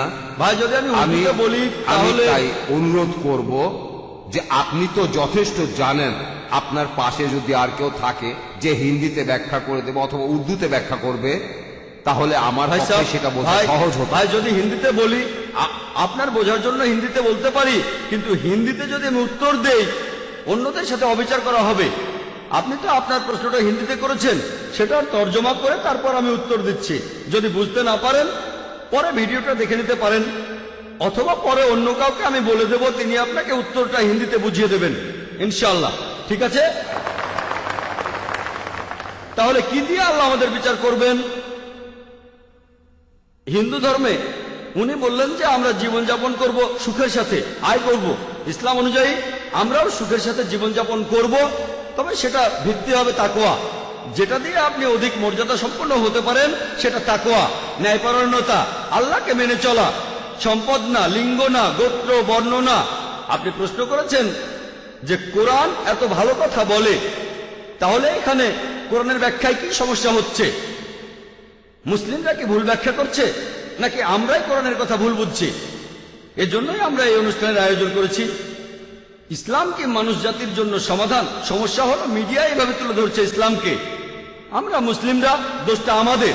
আমি আপনার সাথে একমত, আমরা মিডিয়ার ব্যাপারে এক্সপার্ট নই, দোষটা আসলে মুসলিমদেরই। আর এটা প্রত্যেক মুসলিমেরই দায়িত্ব, সে ইসলাম ধর্ম প্রচার করবে, কোরআনের কথাগুলো প্রচার করবে পুরো মানুষ জাতির জন্য। আমরা আমাদের দায়িত্ব পালন করছি, চেষ্টা করছি, যথাসাধ্য চেষ্টা করছি। এখন সাধারণ মানুষকে জানানোর ভালো উপায়, এখানে দেখেন কত মানুষ, হাজার হাজার মানুষ আজ এই অনুষ্ঠানে। আমি জানি না কতজন, তবে আমাদের জন্য এই সংখ্যাটাও কম। 1 লাখ মানুষ, সেটাও আমার কাছে অনেক কম। আমার দরকার লক্ষ লক্ষ দর্শক, সেজন্য আমরা স্যাটেলাইট চ্যানেলে সরাসরি অনুষ্ঠান করি। আমাদের দর্শক প্রায় 6 কোটি। 6 কোটি, 1 লাখ বা 2 লাখ মানুষ তো নস্যি। আমি আল্লাহ তাআলার কাছে সাক্ষ্য দিতে পারি, মানুষের কাছে ইসলামের বাণী আমি পৌঁছে দিয়েছি। আর 6 কোটি হলো মাত্র 1%। এটা আসলে কম। পৃথিবীর জনসংখ্যার 1%, মোট জনসংখ্যা 600 কোটি। যেটা করতে হবে, আমাদের মুসলিমদের এখন মিডিয়ার সামনে আসতে হবে, আরো চ্যানেল খুলতে হবে, প্রচারের পরিমাণ আরো বাড়াতে হবে। আর আমি আপনার সঙ্গে একমত, মানুষের মধ্যে কিছু ভুল ধারণা আছে। আর সেজন্যই আপনি যেমন বললেন, মুসলিমদের এখন বলা হচ্ছে চরমপন্থী, বলা হচ্ছে মৌলবাদী, সন্ত্রাসী। আর আমার লেকচারটাও এগুলো নিয়েই, যে কি উত্তর দেবেন যদি কেউ আপনাকে বলে আপনি চরমপন্থী, আপনি সন্ত্রাসী, আপনি মৌলবাদী। আশা করি ইনশাল্লাহ এই লেকচারটা শেষ হওয়ার পরে আপনি হিন্দিতে উত্তরটা পাবেন। আশা করি উত্তরটা পেয়েছেন। হ্যাঁ ভাই, এবারে পরের প্রশ্ন। প্রণাম গুরু, আমার নাম বিলাস কাটবে, আমি নায়ার হসপিটালের মেডিকেলের ছাত্র। আমার মতে আমরা খুবই ভাগ্যবান যে মানুষ হিসাবে জন্মাতে পেরেছি। প্রাণী হিসাবে আমরা আলাদা, লক্ষ লক্ষ বছরের বিবর্তনের মাধ্যমেই এটা সম্ভব হয়েছে। তাই আপনার মতে আমাদের এই মূল্যবান জীবন কোন কাজে লাগানো উচিত? মানে আমাদের জীবনের সবচেয়ে গুরুত্বপূর্ণ কাজটা কি? আমাদের এই জীবনের আসল উদ্দেশ্যটাই কি হওয়া উচিত? ভাই বললেন আপনি নায়ার হসপিটালে মেডিকেল স্টুডেন্ট। আপনাকে বলি, আমিও নায়ার হসপিটাল থেকে পাশ করেছি। আমিও একই মেডিকেল কলেজ থেকে পাশ করেছি, নায়ার হসপিটাল। পাশ করেছি 1991 সালে, আনুমানিক 16 বছর আগে। ভাই প্রশ্ন করলেন যে আমরা এই মানুষের জীবন পেয়েছি, এখন এই জীবনটাকে কিভাবে কাজে লাগাবো? আল্লাহ পবিত্র কোরআনে বলেছেন, সূরা জারিয়াতের 56 নম্বর আয়াতে উল্লেখ করা হয়েছে, ওমা খালাকতুল জিন্না ওয়াল ইনসা ইল্লা লিয়াবুদুন। আমি সৃষ্টি করেছি জিন এবং মানুষকে শুধু আমার ইবাদতের জন্য। ইবাদত মানে তাকে মেনে চলা। তাই পৃথিবীতে আমাদের জন্য শ্রেষ্ঠ কর্তব্য আল্লাহ তাআলার নির্দেশগুলো মেনে চলা, যাতে শান্তিতে থাকতে পারি ইহকালে এবং পরকালে। মানুষ জাতির যিনি স্রষ্টা, তিনি প্রশ্নটা সঠিক উত্তর দিতে পারবেন। পবিত্র কোরআনের সূরা মুলকের 2 নম্বর আয়াতে উল্লেখ করা হয়েছে, আল্লাহ যি খালাকাল মাউতা ওয়াল হায়াতা। আল্লাহ তাআলাই সৃষ্টি করেছেন মৃত্যু এবং জীবন, পরীক্ষা করার জন্য তোমাদের মধ্যে কর্মে কে উত্তম। পৃথিবীতে আমাদের এই জীবন, এটা পরকালের জন্য পরীক্ষা। আমরা সবাই পরীক্ষা দিচ্ছি। আর আপনি যদি আল্লাহ তাআলার আদেশগুলো মানেন আর তার কথা মতো যদি জীবনযাপন করেন আর শান্তি বজায় রাখেন, আল্লাহর কাছে নিজের ইচ্ছাকে সমর্পণ করে, তাহলে আপনি ইহকালেও সফল হবেন, পরকালেও সফল হবেন। আশা করি উত্তরটা পেয়েছেন। হ্যাঁ, কিন্তু আমরা যারা তরুণ, আমাদের কোন কাজটা করা উচিত? আচ্ছা, আপনারা কি করবেন? আপনারা এই কোরআন পড়বেন, পবিত্র কোরআন পড়েন, কোরআনের কথাগুলো নিজের জীবনে প্রয়োগ করেন। যদি আপনারা বেদ পড়েন, দেখবেন বেদাও বলছে এক ঈশ্বরের কথা, মূর্তি পূজা চলবে না। পবিত্র বেদ বলছে ভবিষ্যতে একজন ঋষি আসবেন, ভবিষ্যতে কল্কি অবতার আসবেন, সবাইকে ভালো জিনিস দেখাবেন। এই কল্কি অবতার হলেন মুহাম্মদ সাল্লাল্লাহু আলাইহি সাল্লাম। এই কোরআন আল্লাহ তাআলার সর্বশেষ ও চূড়ান্ত আসমানি কিতাব, নাজিল হয়েছে শেষ ও চূড়ান্ত নবী মুহাম্মদ সাল্লাল্লাহু আলাইহি সাল্লামের উপর। এই কোরআন পড়েন, মেনে চলেন, তাহলে শান্তিতে থাকতে পারবেন ইহকালে, আর পরকালেও শান্তিতে থাকবেন। আশা করি উত্তরটা পেয়েছেন। Thank you sir. হ্যাঁ বল। আমার নাম আরতি, আমি একজন অমুসলিম। আপনার কাছে আমার প্রশ্নটা হলো, তার আগে আমি আপনাকে এই জ্ঞানগর্ভ লেকচারের জন্য ধন্যবাদ জানাচ্ছি। আমি আজকে ইসলাম ধর্ম সম্পর্কে অনেক কিছু জেনেছি। আপনার লেকচারে শুনেছি, আমি যতখানি বুঝেছি যে ইসলাম এমন একটা ধর্ম যেটা বিশ্বাস করে শান্তি, সাম্যবাদ এবং বিজ্ঞানসম্মত যুক্তিবাদী চিন্তায়। এমনটা যদি হয়ে থাকে তাহলে ইসলাম কিভাবে আল্লাহর ধারণায় বিশ্বাস করে, অথবা ইসলাম কিভাবে বেহেশত বা দোজখে বিশ্বাস করে যদি সেটা যুক্তিবাদী হয়? বোন, আপনি প্রশ্ন করলেন, বললেন এটা জেনে আপনার ভালো লেগেছে যে ইসলাম একটি শান্তির ধর্ম আর ইসলাম একটা বিজ্ঞানসম্মত ধর্ম, যৌক্তিক ধর্ম। তারপর বললেন যদি ইসলাম যৌক্তিক ধর্ম হয়ে থাকে তাহলে ধর্মটা কিভাবে বিশ্বাস করে ঈশ্বরে, কিভাবে বিশ্বাস করে বেহেশত আর দোজখে। বোন, ঈশ্বরের অস্তিত্ব প্রমাণ করতে পারবেন বিজ্ঞানের মাধ্যমেই। যদি কোনো নাস্তিককে প্রমাণ দেখাতে চাই, যদি কোরআনের সত্যতা প্রমাণ করতে চাই, তাহলে বিজ্ঞানের সাহায্য নেব। বর্তমানে এটাই সবচেয়ে শ্রেষ্ঠ উপায়। আগেকার দিনে এটা ছিল অলৌকিক কাজ, তারপর আসলো সাহিত্য আর কবিতার যুগ। প্রত্যেক যুগেই কোরআন হলো অলৌকিকেরও অলৌকিক, কোরআন সবসময়ের জন্য অলৌকিক। এই কারণে বলছি, আমার কথা শুনলে বুঝবেন আমি প্রমাণ করেছি। আর যে মানুষটা বিজ্ঞানের কথা বিশ্বাস করে যদি সে নিরপেক্ষ হয় তাহলে মানতে বাধ্য হবে যে কোরআন হলো আল্লাহর বাণী। যদি সে বিজ্ঞানে বিশ্বাস না করে, যদি নিরপেক্ষ না হয়, যদি বুঝতে না চায়, তাহলে সম্ভাবনা বেশি যে সে পবিত্র কোরআন বিশ্বাস করবে না। সেজন্য আমি বলেছি যে আজকে বিজ্ঞান ঈশ্বরকে বাতিল করছে না, ঈশ্বরের কিছু ধারণাকে বাতিল করছে।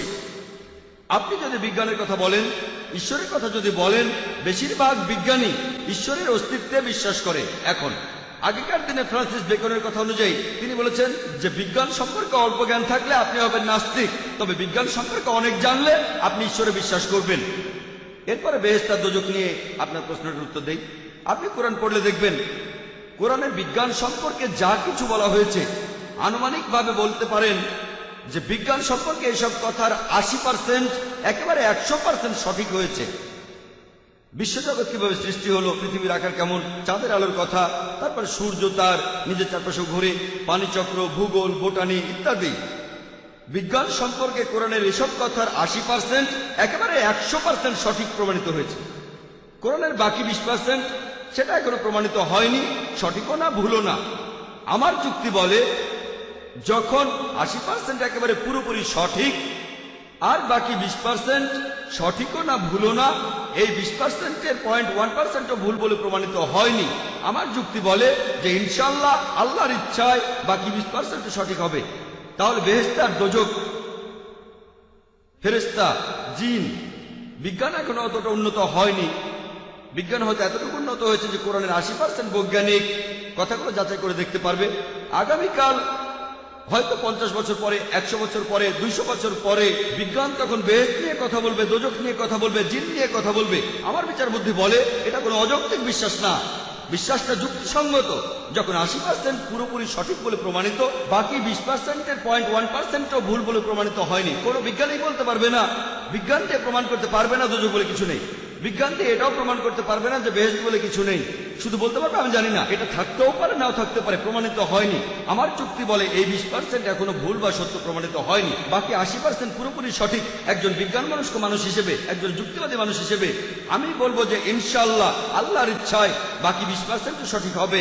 সেজন্য আমি বিশ্বাস করি দোজখে, বিশ্বাস করি বেহেশতে, এছাড়াও আমি ফেরেশতা আর জিন বিশ্বাস করি। আশা করি উত্তরটা পেয়েছেন। আমার কিছু ব্যাপার পরিষ্কার করা প্রয়োজন, কিছু ব্যাপারে জানা দরকার। এই প্রশ্নটার সাথে প্রাসঙ্গিক। হ্যাঁ স্যার, আপনি এখন বললেন যে বিজ্ঞান ও আল্লাহর ধারণায় বিশ্বাস করে, ইসলামও সেটাই বিশ্বাস করে। সেখানে এসব ব্যাপার নিয়ে কি ব্যাখ্যা দেয়া হয়েছে আল্লাহ আর বেহেশত দোজখ সম্পর্কে? বোন, আপনি আমার পুরো লেকচার শুনেছেন? হ্যাঁ। আপনি কি আমার গত লেকচারটা শুনেছিলেন, is the Quran God's word? না স্যার, আচ্ছা। আজকেই প্রথম এসেছি। এখানে আমি 15 মিনিটে সেই কথাগুলো বলেছি যেটা আসলে 2 ঘন্টার লেকচার। আপনাকে অনুরোধ করব আপনি আমার ভিডিও ক্যাসেটটা জোগাড় করেন, is the Quran God's word. সেখানে প্রমাণ করেছি যে কোরআন আল্লাহর বাণী, নাস্তিকের সামনে ঈশ্বরের অস্তিত্ব সেখানে প্রমাণ করেছি। সেই কথাগুলো এখানে সংক্ষেপে বলেছি আমি। সেখানে আমি প্রমাণ করেছি যে ঈশ্বরের অস্তিত্ব আছে। যদি স্রষ্টা বলে কেউ না থাকতো তাহলে কোরআন কে লিখেছে? 1400 বছর আগে এই কোরআন কে লিখেছে? এই কোরআন, এই প্রশ্নটা আমারও, যে এই কোরআন কে লিখেছেন? কে লিখেছে? আমাদের স্রষ্টা লিখেছেন, ঈশ্বর লিখেছেন। মানুষ এটা লিখতে পারবে না। সরি, এই কথাটা ব্যাখ্যা করে বলেন। এই ব্যাখ্যাটা আমি 2 ঘন্টা ধরে দিয়েছি। আপনি ভিডিও ক্যাসেটটা দেখেন। আর 95 সালে এই টপিকের উপরে বোম্বেতে লেকচার দিয়েছিলাম। আমি ভলেন্টিয়ারদের অনুরোধ করব, মহিলা ভলেন্টিয়ারদের, উনাকে ওই ক্যাসেটটাও দেবেন যেখানে বোম্বেতে 95 সালে আমি এই লেকচারটা দিয়েছিলাম। লেকচারগুলো দেখেন, ইনশাল্লাহ এখানে বিস্তারিত পাবেন, এখানে ব্যাখ্যাগুলো পাবেন, ঈশ্বর আর ঈশ্বরের অস্তিত্বের প্রমাণ আর কোরআনের সত্যতার প্রমাণ। আশা করি উত্তরটা পেয়েছেন। ইভিনিং স্যার, আমার নাম সুভাষ কামরে, আমি কেমিস্ট্রি ডিপার্টমেন্টের লেকচারার, থানা কলেজের। আপনার লেকচারের শুরুতেই আপনি বললেন যে কোরআন মানুষ জাতির জন্য শান্তির কথা বলে। আর আমার প্রশ্নটা হলো, ইসলাম যদি শান্তির কথা বলে তাহলে পৃথিবীর বিভিন্ন দেশের তরুণ সব মুসলিমরা তারা কেন সন্ত্রাসবাদের দিকে ঝুঁকে পড়েছে? এসব করেছে জিহাদের নামে। এই জিহাদ বিষয়টা আসলে কি? ধন্যবাদ স্যার। ভাই একটা সুন্দর প্রশ্ন করেছেন যে ইসলাম আর কোরআন যদি শান্তির কথা বলে মানুষের জন্য, তাহলে বিভিন্ন দেশে কেন তরুণ মুসলিমরা আর বিভিন্ন বয়সের মুসলিমরা তারা যুদ্ধ করছে আর জিহাদের কথা বলছে? এই জিহাদ কথার অর্থ কি? এই জিহাদ শব্দটার অর্থ যদি জানতে চান, জিহাদ এসেছে আরবি শব্দ জাহাদা থেকে, যার অর্থ চেষ্টা করা, এর অর্থ সংগ্রাম করা। তাহলে জিহাদ শব্দটার অর্থ চেষ্টা আর সংগ্রাম করা। জিহাদের অর্থ পবিত্র যুদ্ধ না। পবিত্র যুদ্ধ এটার আরবি শব্দ হচ্ছে হারবুম মুকাদ্দাসা। পবিত্র কোরআনের কোন জায়গায় হারবুম মুকাদ্দাসা লেখা নেই, সহিহ হাদিসও পাবেন না। এটা একটা ভুল অনুবাদ যেটা করেছে মিডিয়া, পশ্চিমা বিশেষজ্ঞরা। পবিত্র যুদ্ধ শব্দটা নেই। জিহাদের অর্থ পবিত্র যুদ্ধ না, জিহাদ অর্থ চেষ্টা আর সংগ্রাম করা। এরপরে ইসলামিক পরিভাষায় এর অর্থ চেষ্টা আর সংগ্রাম করা মানুষ জাতির উন্নতির জন্য। এর অর্থ চেষ্টা আর সংগ্রাম করা পৃথিবীর মানুষের শান্তির জন্য। আরেকটা অর্থ আত্মরক্ষার জন্য যুদ্ধক্ষেত্রে চেষ্টা আর সংগ্রাম করা। আরেকটা অর্থ অত্যাচারের বিরুদ্ধে চেষ্টা আর সংগ্রাম করা। জিহাদের অর্থ চেষ্টা আর সংগ্রাম করা। এবারে আপনার প্রশ্নটাতে আসি যে তাহলে এইসব তরুণ মুসলিমরা পৃথিবীর বিভিন্ন দেশে তারা যুদ্ধ করছে। 1 নম্বর পয়েন্ট, এমন সম্ভাবনা আছে, আর কথাটা সত্যি, যে কিছু মুসলিম আছে যারা আসলে বিপদগামী, তারা বিপদে চলে গেছে। তারা বলে যে ইসলামের যুদ্ধের অনুমতি আছে, প্রসঙ্গ ছাড়াই উদ্ধৃতি দেয়, তবে এদের সংখ্যা খুবই কম। আমার মতে প্রধান কারণটা হলো মিডিয়া আমাদের এভাবে দেখাচ্ছে। যেমন ইন্ডিয়ায় খবরের কাগজগুলোতে আমরা প্রায় দেখি যে কাশ্মীরের মুসলিম সন্ত্রাসীরা অনেক মানুষ মেরেছে, হেডলাইন প্রত্যেক দিনই দেখবেন। আমি কাশ্মীরে প্রথম গিয়েছিলাম 2003 সালে। তখন ভাবছিলাম আমি যাব কি যাব না, যাব কি যাব না। ওখানে অনেক গোলযোগ। প্রথমবারের মতো কাশ্মীরে 14 বছর পরে কাশ্মীরের সরকার কোনো পাবলিক লেকচারের অনুমতি দিল। সেই লেকচারে অনেক মানুষ ছিল, প্রায় 1 লক্ষ মানুষ। সেখানে পোলো গ্রাউন্ডে, সেটা ছিল শ্রীনগরে। আর যখন সেখানে গেলাম দেখলাম চারপাশে বন্দুক নিয়ে দেহরক্ষী। ভাবলাম এটা আবার কি, তবে সেখানে কোনো সমস্যা হয়নি। পরের বছরে আসামে গেলাম, যখন এয়ারপোর্টে নামলাম বন্দুক হাতে 4 দেহরক্ষী আসলো। বললাম এটা আবার কি, অবস্থা ভালো না, এই আসামে কেন, কি হয়েছে? সেখানে দেহরক্ষী না থাকলে আজ আমি এখানে থাকতাম না। কিন্তু খবরের কাগজে আমরা কি দেখি যে আসামে হত্যা আর অরাজকতা চলছে? কাশ্মীরের চাইতে আসামে অনেক বেশি মানুষ মারা গেছে। এলটিটি এর ব্যাপারে কে বলে? এলটিটি চেনেন? তামিল, তাদের বলা হয় তামিল টাইগার্স, হিন্দু সন্ত্রাসী বলা হয় না কেন? যখন কাশ্মীরি মুসলিমরা করে তখন তারা বলে মুসলিম সন্ত্রাসী, যখন আসামের হিন্দুরা করে তাহলে সেটা স্থানীয় সমস্যা, যদি এলটিটি করে স্থানীয় সমস্যা। ইন্ডিয়ার অবস্থা সম্পর্কে জানেন এমন কাউকে জিজ্ঞেস করেন, সে আপনাকে বলবে বেশিরভাগ হত্যা সেটা করেছে মাওয়িস্টরা। এদের কথা কাগজে কতবার দেখি আমরা, এদের খবরটা হয়তো আসবে ছোট করে যে এতজন লোক আসামে মারা গেছে, ছোট করে। মুসলিমরা যদি করে হেডলাইন। কেন? সব জায়গাতে কিছু কুলাঙ্গার থাকে। একবার একজন আমাকে বলেছিল কাশ্মীরের ব্যাপারটা এটা আসলে আমাদের দেশের জন্য সমস্যা। আসাম কি দেশের জন্য সমস্যা না? শুধুমাত্র কাশ্মীর কি দেশের জন্য সমস্যা? 2 জায়গাতেই স্বাধীনতার যুদ্ধ চলছে আর নিরীহ কাশ্মীরিরা নাজেহাল হচ্ছে। সব জায়গায় তারা অপদস্থ হচ্ছে। যদি আফগানিস্তানে যান সেখানে আপনি কি দেখবেন? আমেরিকানরা সেখানে গেল আর তাদের বলল সন্ত্রাসী। তারপর আপনি দেখেন প্যালেস্টাইন, ইহুদিরা, হিটলার তাদের বের করে দিয়েছিল, জার্মানি থেকে তাড়িয়ে দিল। প্যালেস্টাইনিরা, আরব জ্ঞাতি ভাইরা, তারা বলল আহলান ওয়া সাহলান, আমাদের ঘরে আপনাদের স্বাগতম। চিন্তা করেন, একজন লোকের ঘর নেই, মাথায় ছাদ নেই, আপনি তাকে আপনার ঘরে নিয়ে আসলেন, কয়েকদিন পরে সে আপনাকে তাড়িয়ে দিল, আপনি দরজায় দাঁড়িয়ে বলতে লাগলেন ও আমার ঘর কেড়ে নিয়েছে, আমার ঘর ফিরিয়ে দাও, তখন আপনি সন্ত্রাসী। এটা কি? দেখতেই পাচ্ছেন, এই হলো মিডিয়া, এটা মিডিয়া। তাহলে দেখবেন বসনিয়াতে কি হয়েছিল, মুসলিমদের হত্যা করা হলো। আমি আপনার সঙ্গে একমত, মুসলিমরাও সেখানে যুদ্ধ করেছিল, কিন্তু তাদের উপর অবিচার হয়েছে। মানবতা বলে কিছু নেই। প্যালেস্টাইনের ঘটনার কি উত্তর দেবেন? অথবা ধরেন ইরাক, তাদের নাকি রাসায়নিক অস্ত্র আছে। আমি সাদ্দাম হোসেনের পক্ষে বলছি না, আমি তাকে ভালো মুসলিম মনে করি না, তবে সাদ্দামের সময় ইরাকে কিছু সমস্যা ছিল, আমেরিকানরা আসার পরে সেগুলো অনেক গুণ বেড়ে গেছে। ঠিক সেই রাসায়নিক অস্ত্র কোথায় গেল? যেহেতু জর্জ বুশ বলেছে যাও আক্রমণ করো, তাই আক্রমণ। যে লোকটা সবচেয়ে বেশি মানুষের মৃত্যুর জন্য দায়ী সে হলো জর্জ বুশ। 1 নম্বর সন্ত্রাসী হলো জর্জ বুশ।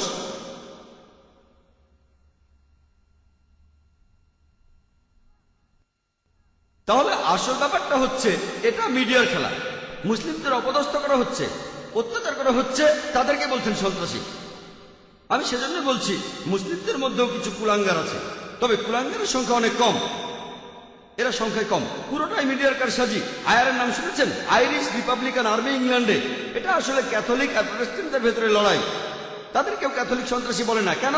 100 বছরেরও বেশি। তবে ইংল্যান্ডের প্রধানমন্ত্রী টনি ব্লেয়ার মুসলিম সন্ত্রাসীদেরকে বেশি ভয় পাচ্ছেন। আয়ারে নিয়ে অত চিন্তা নেই, যারা এখন পর্যন্ত অনেক মানুষ মেরেছে, অনেক বোমা ফাটিয়েছে। কিন্তু এরা দরজা বন্ধ করে মিটিং করে যে কিভাবে মুসলিম সন্ত্রাসীদের থামাবো। ব্যাপারটা খুবই কমন। কোন পলিটিশিয়ান ভোটের দরকার হলেই নতুন প্রধানমন্ত্রী আসলেন, আর তখনই ঘটল গ্লাসগো বোম্বিং। সাবিল আহমেদকে চেনেন? সাবিল আহমেদের নাম শুনেছেন? খুব ভালো, আমি নাম শুনেছি, কখনো দেখিনি। ইন্ডিয়ার পেপারে এসেছিল। এই সাবিল আহমেদ কে? সাবিল আহমেদ হলো ডক্টর জাকির নায়েকের ভক্ত, আর ব্যাঙ্গালোরে ডক্টর জাকিরের লেকচারের অর্গানাইজার ছিল। পুরো আর্টিকেলটাই সন্ত্রাসের উপর। তারপরে সাবিল আহমেদের নাম, তারপরে জাকির নায়েকের কথা। কেন? কারণ জাকির নায়েক জনপ্রিয়, আর্টিকেলটার গুরুত্ব বেড়ে যাবে। তারপর সেখানে লেখা আছে যদিও ডক্টর জাকির নায়েক পুরোপুরিভাবে সন্ত্রাসের বিরুদ্ধে, এই আর্টিকেলে আমার নামটা জুড়ে দিল। আপনারা কি লাল মসজিদের ঘটনা জানেন? পাকিস্তানে সেখানে জাকির নায়েকের সিডি পাওয়া গেছে। তাহলে তো খুশি হবেন যখন ইন্ডিয়ান প্রেস বলছে ডক্টর জাকির নায়েক সন্ত্রাসের বিরুদ্ধে। তাহলে তো খুশি হবেন যে সাবিল আহমেদের কাছে আমার সিডি আছে, লাল মসজিদে আমার সিডি আছে। আমি যদি সন্ত্রাসের বিরুদ্ধে থাকি তাহলে এটাও ভাবেন যে হাজার হাজার মুসলিম সন্ত্রাসী কাজ করছে, তারা যেহেতু আমার ভক্ত তারা এগুলো বাদ দেবে।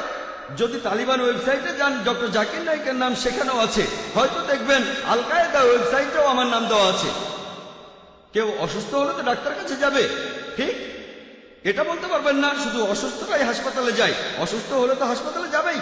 যদি ধরে নেন এরা সবাই সন্ত্রাসী, আমার লেকচার শোনে, ইন্ডিয়ার সরকার তো খুশি হবে।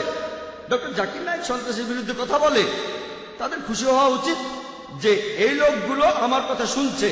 আমি হয়তো সবাইকে বোঝাতে পারবো না, তবে কিছু লোককে তো বোঝাতে পারছি। কিন্তু সেই আর্টিকেলে আমার নামটা লেখে গুরুত্ব পাওয়ার জন্য। আসলে ব্যাপারটা কি, যদি ইসলামের বিরুদ্ধে লেখেন আপনার আর্টিকেলটা, তাহলে চোখে পড়ার সম্ভাবনা বেশি। এটা খুবই কমন। খুশবন্ত সিংয়ের একই অবস্থা। খুশবন্ত সিংকে চেনেন? এখন তার বয়স 94। তিনি আমার বিরুদ্ধে বিভিন্ন আর্টিকেল লিখেছেন। কয়েক সপ্তাহ আগে এই নভেম্বরে আমার বিরুদ্ধে লিখেছিলেন। তিনি বলেছেন, প্রথম আর্টিকেলে তিনি লিখেছেন যে আমি ডক্টর জাকির নায়েকের প্রোগ্রাম প্রতিদিন মনোযোগ দিয়ে দেখি। তিনি আমার প্রশংসা করলেন, আমার স্মরণশক্তির কথা বললেন, তারপরে তার নিজের স্টাইলে সমালোচনা করলেন। এরপর আর্টিকেলটা লিখলেন যে দিল্লিতে একটা বই মেলা হয়েছিল, সবচেয়ে বেশি বিক্রি হয়েছে ডক্টর জাকির নায়েকের বই, যেখানে অমুসলিমদের করা 20টা কমন প্রশ্নের উত্তর দেয়া আছে। ও এই লোকের স্মরণশক্তি অসাধারণ, ইত্যাদি ইত্যাদি। তবে আমি তার 4টা প্রশ্নের উত্তর দেব। তারপরে বললেন শূকরের মাংস, অ্যালকোহল, বহুবিবাহ আর পর্দা নিয়ে হিজাব। সেই আর্টিকেলটা পড়ে দেখেন, এখানে বিস্তারিত বলার মতো সময় নেই। শূকরের ব্যাপারে বলেছি এটা নির্লজ্জ প্রাণী, 70টার বেশি রোগ ছড়ায়, আর শূকর হলো যথেচ্ছ যৌনাচারের একটা প্রতীক। আমি বলেছিলাম শূকরের মাংস খেলে আপনার ব্যবহার শূকরের মতো হবে। এই শূকরের মাংস হচ্ছে যথেচ্ছ যৌনাচারের একটা প্রতীক। তিনি বললেন আমি এটা জানতাম না। তারপর বললেন যে পশ্চিমা দেশগুলোতে সবাই শুকরের মাংস খায়, সেখানে তো কাউকে অসুস্থ হতে দেখি না। দেখেন, ডাক্তাররা আমাদের বলে পতিতালয়ে গেলে এইডস হতে পারে, তবে পতিতালয়ে যারা যায় তাদের সবার এইডস হয় না। পার্সেন্টেজটা খুবই কম, খুব কম মানুষেরই সেটা হয়। একইভাবে শুকরের মাংস যারা খায় তাদের সবার এই রোগগুলো হয় না। তবে এখন আমেরিকানদের অর্ধেকেরও বেশি মানুষ হাইপার টেনশনে ভুগছে। এর একটা কারণ শুকরের মাংস খাওয়া। তারপর অ্যালকোহল নিয়ে বলেছেন, ডক্টর জাকির নায়েক বলেছেন অ্যালকোহল খেয়ে এই রোগগুলো হতে পারে। তিনি বললেন যে কোরআন অ্যালকোহলের বিরুদ্ধে না, কোরআন আসলে মাতাল হওয়ার বিরুদ্ধে। এখন তিনি কোরআনের ব্যাখ্যা করছেন। এই হলো মিডিয়া। তিনি লিখলেন, আমার বয়স এখন 94 বছর। আমার জীবনে প্রত্যেক দিনই আমি মদ খেয়েছি। আমি কখনোই মাতাল হইনি, কখনো অসুস্থও হইনি, আর আমি কখনোই কোনো মানুষকে আহত করিনি। এখন ওনার এই কথাগুলো, 94 বছর বয়স, জীবনে কখনো মাতাল হননি। আমি এমন অনেকের কথা জানি যারা আমাকে বলেছে যে মদ খেয়ে অনেকবারই আমরা মাতাল হয়েছি, জীবনে কখনো অসুস্থ হননি। হয়তো ভুলে গেছেন 94 বছর বয়স, কখনো কাউকে আহত করেননি, আহত করেছেন আমাকে। তাহলে বুঝতে পারছেন, আপনি যদি ইসলামের বিরুদ্ধে আর্টিকেল লেখেন, বিখ্যাত কারো বিরুদ্ধে লেখেন, আর্টিকেলটা গুরুত্ব পাবে, লোকজন খবরটা পড়বে। একইভাবে এটাও দেখেন, পৃথিবী জুড়ে মুসলিমদের ইমেজ হলো তারা সন্ত্রাসী। কেউ কেউ হয়তো স্বাধীনতা যুদ্ধ করছে। চিন্তা করেন, যদি আপনাকে বলি ব্রিটিশ সরকার বলেছে ভগৎ সিং সন্ত্রাসী, ভগৎ সিং কি সন্ত্রাসী? সন্ত্রাসী নাকি সন্ত্রাসী না? ইয়েস স্যার, ভগৎ সিং কি সন্ত্রাসী ছিলেন? কাজটা সন্ত্রাসীর মতো ছিল। কিন্তু আপনার মতে কি সন্ত্রাসী? না। আমার মতেও তিনি সন্ত্রাসী ছিলেন না। যেহেতু ব্রিটিশ সরকার বলেছে ভগৎ সিং একজন সন্ত্রাসী, তার মানে এই না যে সে কথাটা আমাদের মেনে নিতে হবে। আমাদেরকে বুঝতে হবে যে এটা আসলে মিডিয়ার একটা কারসাজি। সেজন্য আজকের লেকচারের টপিকটা সেরকম ছিল, যেন শান্তিতে থাকতে পারি। আশা করি উত্তরটা পেয়েছি। ধন্যবাদ স্যার। এবারে শেষ প্রশ্ন মহিলাদের মধ্যে থেকে। আসসালামু আলাইকুম ডক্টর নায়েক, আমার নাম মিতা, আমি মিডিয়ায় কাজ করি। আমার প্রশ্নটা হলো, পূজার প্রসাদ নেওয়া কি মুসলিমদের জন্য হারাম, আর কেন? বোন, আপনি প্রশ্ন করলেন যে মুসলিমদের জন্য পূজার প্রসাদ খাওয়াটা হারাম কিনা। প্রসাদ, এই খাবারটা দেওয়া হয় ঈশ্বরের উদ্দেশ্যে। হিন্দুরা বিভিন্ন মূর্তির উদ্দেশ্যে প্রসাদ দেয়। পবিত্র কোরআনে মোট 4 জায়গায় উল্লেখ করা হয়েছে। সূরা বাকারার 173 নম্বর আয়াতে উল্লেখ করা হয়েছে, সূরা মাইদার 3 নম্বর আয়াতে উল্লেখ আছে, সূরা আনামের 145 নম্বর আয়াতে উল্লেখ করা হয়েছে, এছাড়াও সূরা নাহলের 115 নম্বর আয়াতে উল্লেখ করা হয়েছে, হুররিমাত আলাইকুম মাইতাতু ওয়াদ-দামু ওয়া লাহমুল খিনজির ওয়া মা উহিল্লা লিগাইরিল্লাহ বিহি, তোমাদের জন্য হারাম করা হয়েছে মৃত জন্তু, রক্ত, শূকরের মাংস খাওয়া, আর যে পশু জবাই করার সময় আল্লাহ ব্যতীত অন্য কারো নাম নেওয়া হয়েছে। তাহলে যে পশু জবাইকালে আল্লাহ ছাড়া অন্য কারো নাম নেওয়া হয় সেটা আমাদের জন্য হারাম। আর এই কারণেই পূজার প্রসাদ নিয়ে খাওয়া এটা হারাম ইসলামে। আপনি বেদেও দেখবেন, বেদের কথা বলছে, কারণ বেদ পরিষ্কারভাবেই বলেছে নাদাস্তি প্রতিমা আস্তি, মহান স্রষ্টার কোনো প্রতিমূর্তি নেই, তার কোনো ছবি নেই, তার কোনো মূর্তি নেই, কোনো ভাস্কর্য নেই, কোনো ফটোগ্রাফ নেই, কোনো পেইন্টিং নেই। তাহলে বেদ অনুযায়ী ঈশ্বরকে খাবার নিবেদন করা নিষিদ্ধ।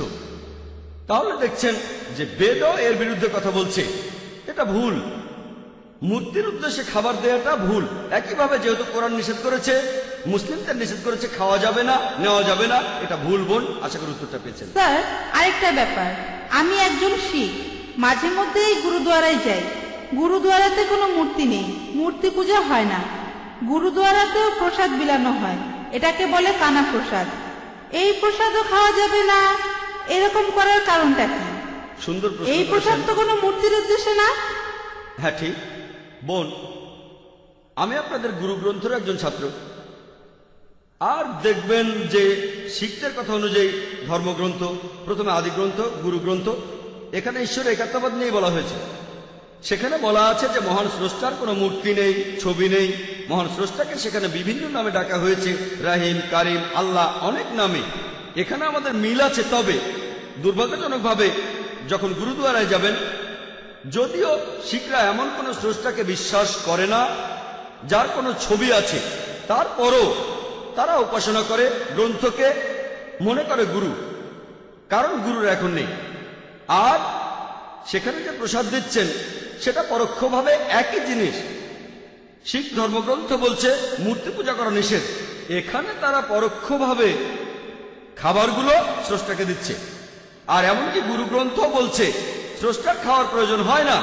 তাহলে আপনারা স্রষ্টার সামনে কেন খাবার দিচ্ছেন? পবিত্র কোরআনে সূরা আনামের 14 নম্বর আয়াতে বলা হয়েছে আল্লাহ সবাইকে খাওয়ান, কিন্তু তার খাওয়ার প্রয়োজন হয় না। তাহলে স্রষ্টাকে খাবারগুলো কেন দিচ্ছেন? কেন দিচ্ছেন তাকে? তাহলে বোন, আপনারা আদি গ্রন্থ মেনে চলছেন না, আপনারা গুরু গ্রন্থ মেনেও চলছেন না। মহান স্রষ্টার কোনো খাবারের প্রয়োজন হয় না। তিনি কোনো খাবার ছাড়াই টিকে থাকবেন, তিনি সবাইকে খাবার যোগান দেন। আশা করি উত্তরটা পেয়েছেন। ওয়া আখিরি দাওয়ানা আলহামদুলিল্লাহি রাব্বিল আলামিন। আমি দর্শকদের আরো কিছুক্ষণ ধৈর্য ধরে থাকতে বলবো, কারণ স্টেজে আসছেন আমন্ত্রিত অতিথিরা যারা এসেছেন আমেরিকা, কানাডা, আরো বিভিন্ন দেশ থেকে। আমরা সবাই তাদের একটু এক নজর দেখতে চাই। তাই আমি অতিথিদের অনুরোধ করব, Yasir Fazaga, Sheikh Jafar Idris, দয়া করে আপনারা স্টেজে উঠে আসুন। দর্শক শ্রোতারা আপনাদের দেখবেন। এইসব বিখ্যাত বক্তারা পৃথিবীর বিভিন্ন দেশ থেকে এসেছেন। তারা ডক্টর জাকির নায়েকের চেয়ে অনেক বিখ্যাত। এ কয়দিন তারা এখানেই ছিলেন, অনেক দর্শকে হয়তো তাদের তখন দেখেননি। তাই বক্তাদের অনুরোধ করছি, আমি দর্শকদের অনুরোধ করব একটু ধৈর্য ধরে বসেন। আমরা এখন অনুষ্ঠান শেষ করব। স্টেজে আসছেন doctor Bilal Philips, Yasir Fazaga, Sheikh Jafar Idris Sudan থেকে, doctor Osman Siddiq Al Qari Saudi Arabia থেকে, কারি শেহেরজাদ এবং ডক্টর মামদু মোহাম্মদ। ভাই ও বোনেরা, আসুন মুম্বাইয়ের পক্ষ থেকে আমরা এই বিখ্যাত বক্তাদের অভিনন্দন জানাই।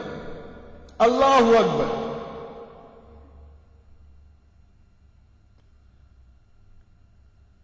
জাযাকাল্লাহ খায়ের। সবাইকে অনেক ধন্যবাদ। গত 10 দিন ধরে এই সব বক্তাগণ আমাদের এখানে বিভিন্ন লেকচার দিয়েছেন প্রতিদিন। আমাদের এখানে ওনাদেরকে পেয়ে আমরা আসলেই গর্বিত। ওনাদের সাথে আমাদের সময়টা আমরা সবাই উপভোগ করেছি। আমরা এই এক্সিবিশন আর কনফারেন্সে ইসলাম ধর্মের কথাগুলা সবার কাছে পৌঁছে দেওয়ার চেষ্টা করেছি, আর ইসলাম সম্পর্কে মানুষের ভুল ধারণাগুলা দূর করার চেষ্টা করেছি, যথাসাধ্য চেষ্টা করেছি আমরা। মাশাআল্লাহ। এখন ডক্টর জাকির নায়েককে অনুরোধ করব আমাদের এই সম্মানিত অতিথিদের পক্ষ থেকে কিছু বলার জন্য। অবশ্য কয়েকজন বক্তা আগেই চলে গিয়েছেন। Doctor Anwar Ibrahim, Abdur Raheem Green, Sulaiman Amri, doctor Ahmed Saifuddin, এছাড়া মসজিদে নববীর প্রাক্তন ইমাম, ওনারা আরো আগেই চলে গিয়েছেন। বাকি বক্তারা সবাই স্টেজেই আছেন। ডক্টর জাকির এবারে অনুষ্ঠান শেষ করবেন। প্রথমেই আমি আল্লাহ তাআলাকে ধন্যবাদ জানাই যে আমরা এই 10 দিনের ইসলামিক কনফারেন্সটা সফলভাবে শেষ করতে পেরেছি। আল্লাহ সাহায্য করেছেন বলে এটা সম্ভব হয়েছে। এরপর আমি ধন্যবাদ জানাবো আমাদের বিজ্ঞ বক্তা আর বিশেষজ্ঞদের। তারা পৃথিবীর বিভিন্ন দেশ থেকে এসেছেন, বিভিন্ন এলাকা থেকে, আমেরিকা থেকে, ইংল্যান্ড থেকে, সৌদি আরব থেকে, আরব আমিরাত থেকে, তারপর মালয়েশিয়া থেকে, এরকম বিভিন্ন দেশ থেকে। ওনারা না থাকলে অনুষ্ঠানটার আয়োজন করা সম্ভব হতো না। আর যদিও তারা খুবই ব্যস্ত, মাশাআল্লাহ অনেকেই পুরো 10 দিনই ছিলেন। আপনাদের সবাইকে আন্তরিক ধন্যবাদ। আর ইনশাআল্লাহ আল্লাহ তাদের রহমত করছেন। দোয়া করি আল্লাহ যেন তাদের জান্নাতে পাঠান। আর অন্যান্য সবার পাশাপাশি আমি ধন্যবাদ জানাবো এখানে উপস্থিত দর্শক শ্রোতাদের। ভাই ইউসুফ এস্টেস এসে পৌঁছলেন টেক্সাস থেকে।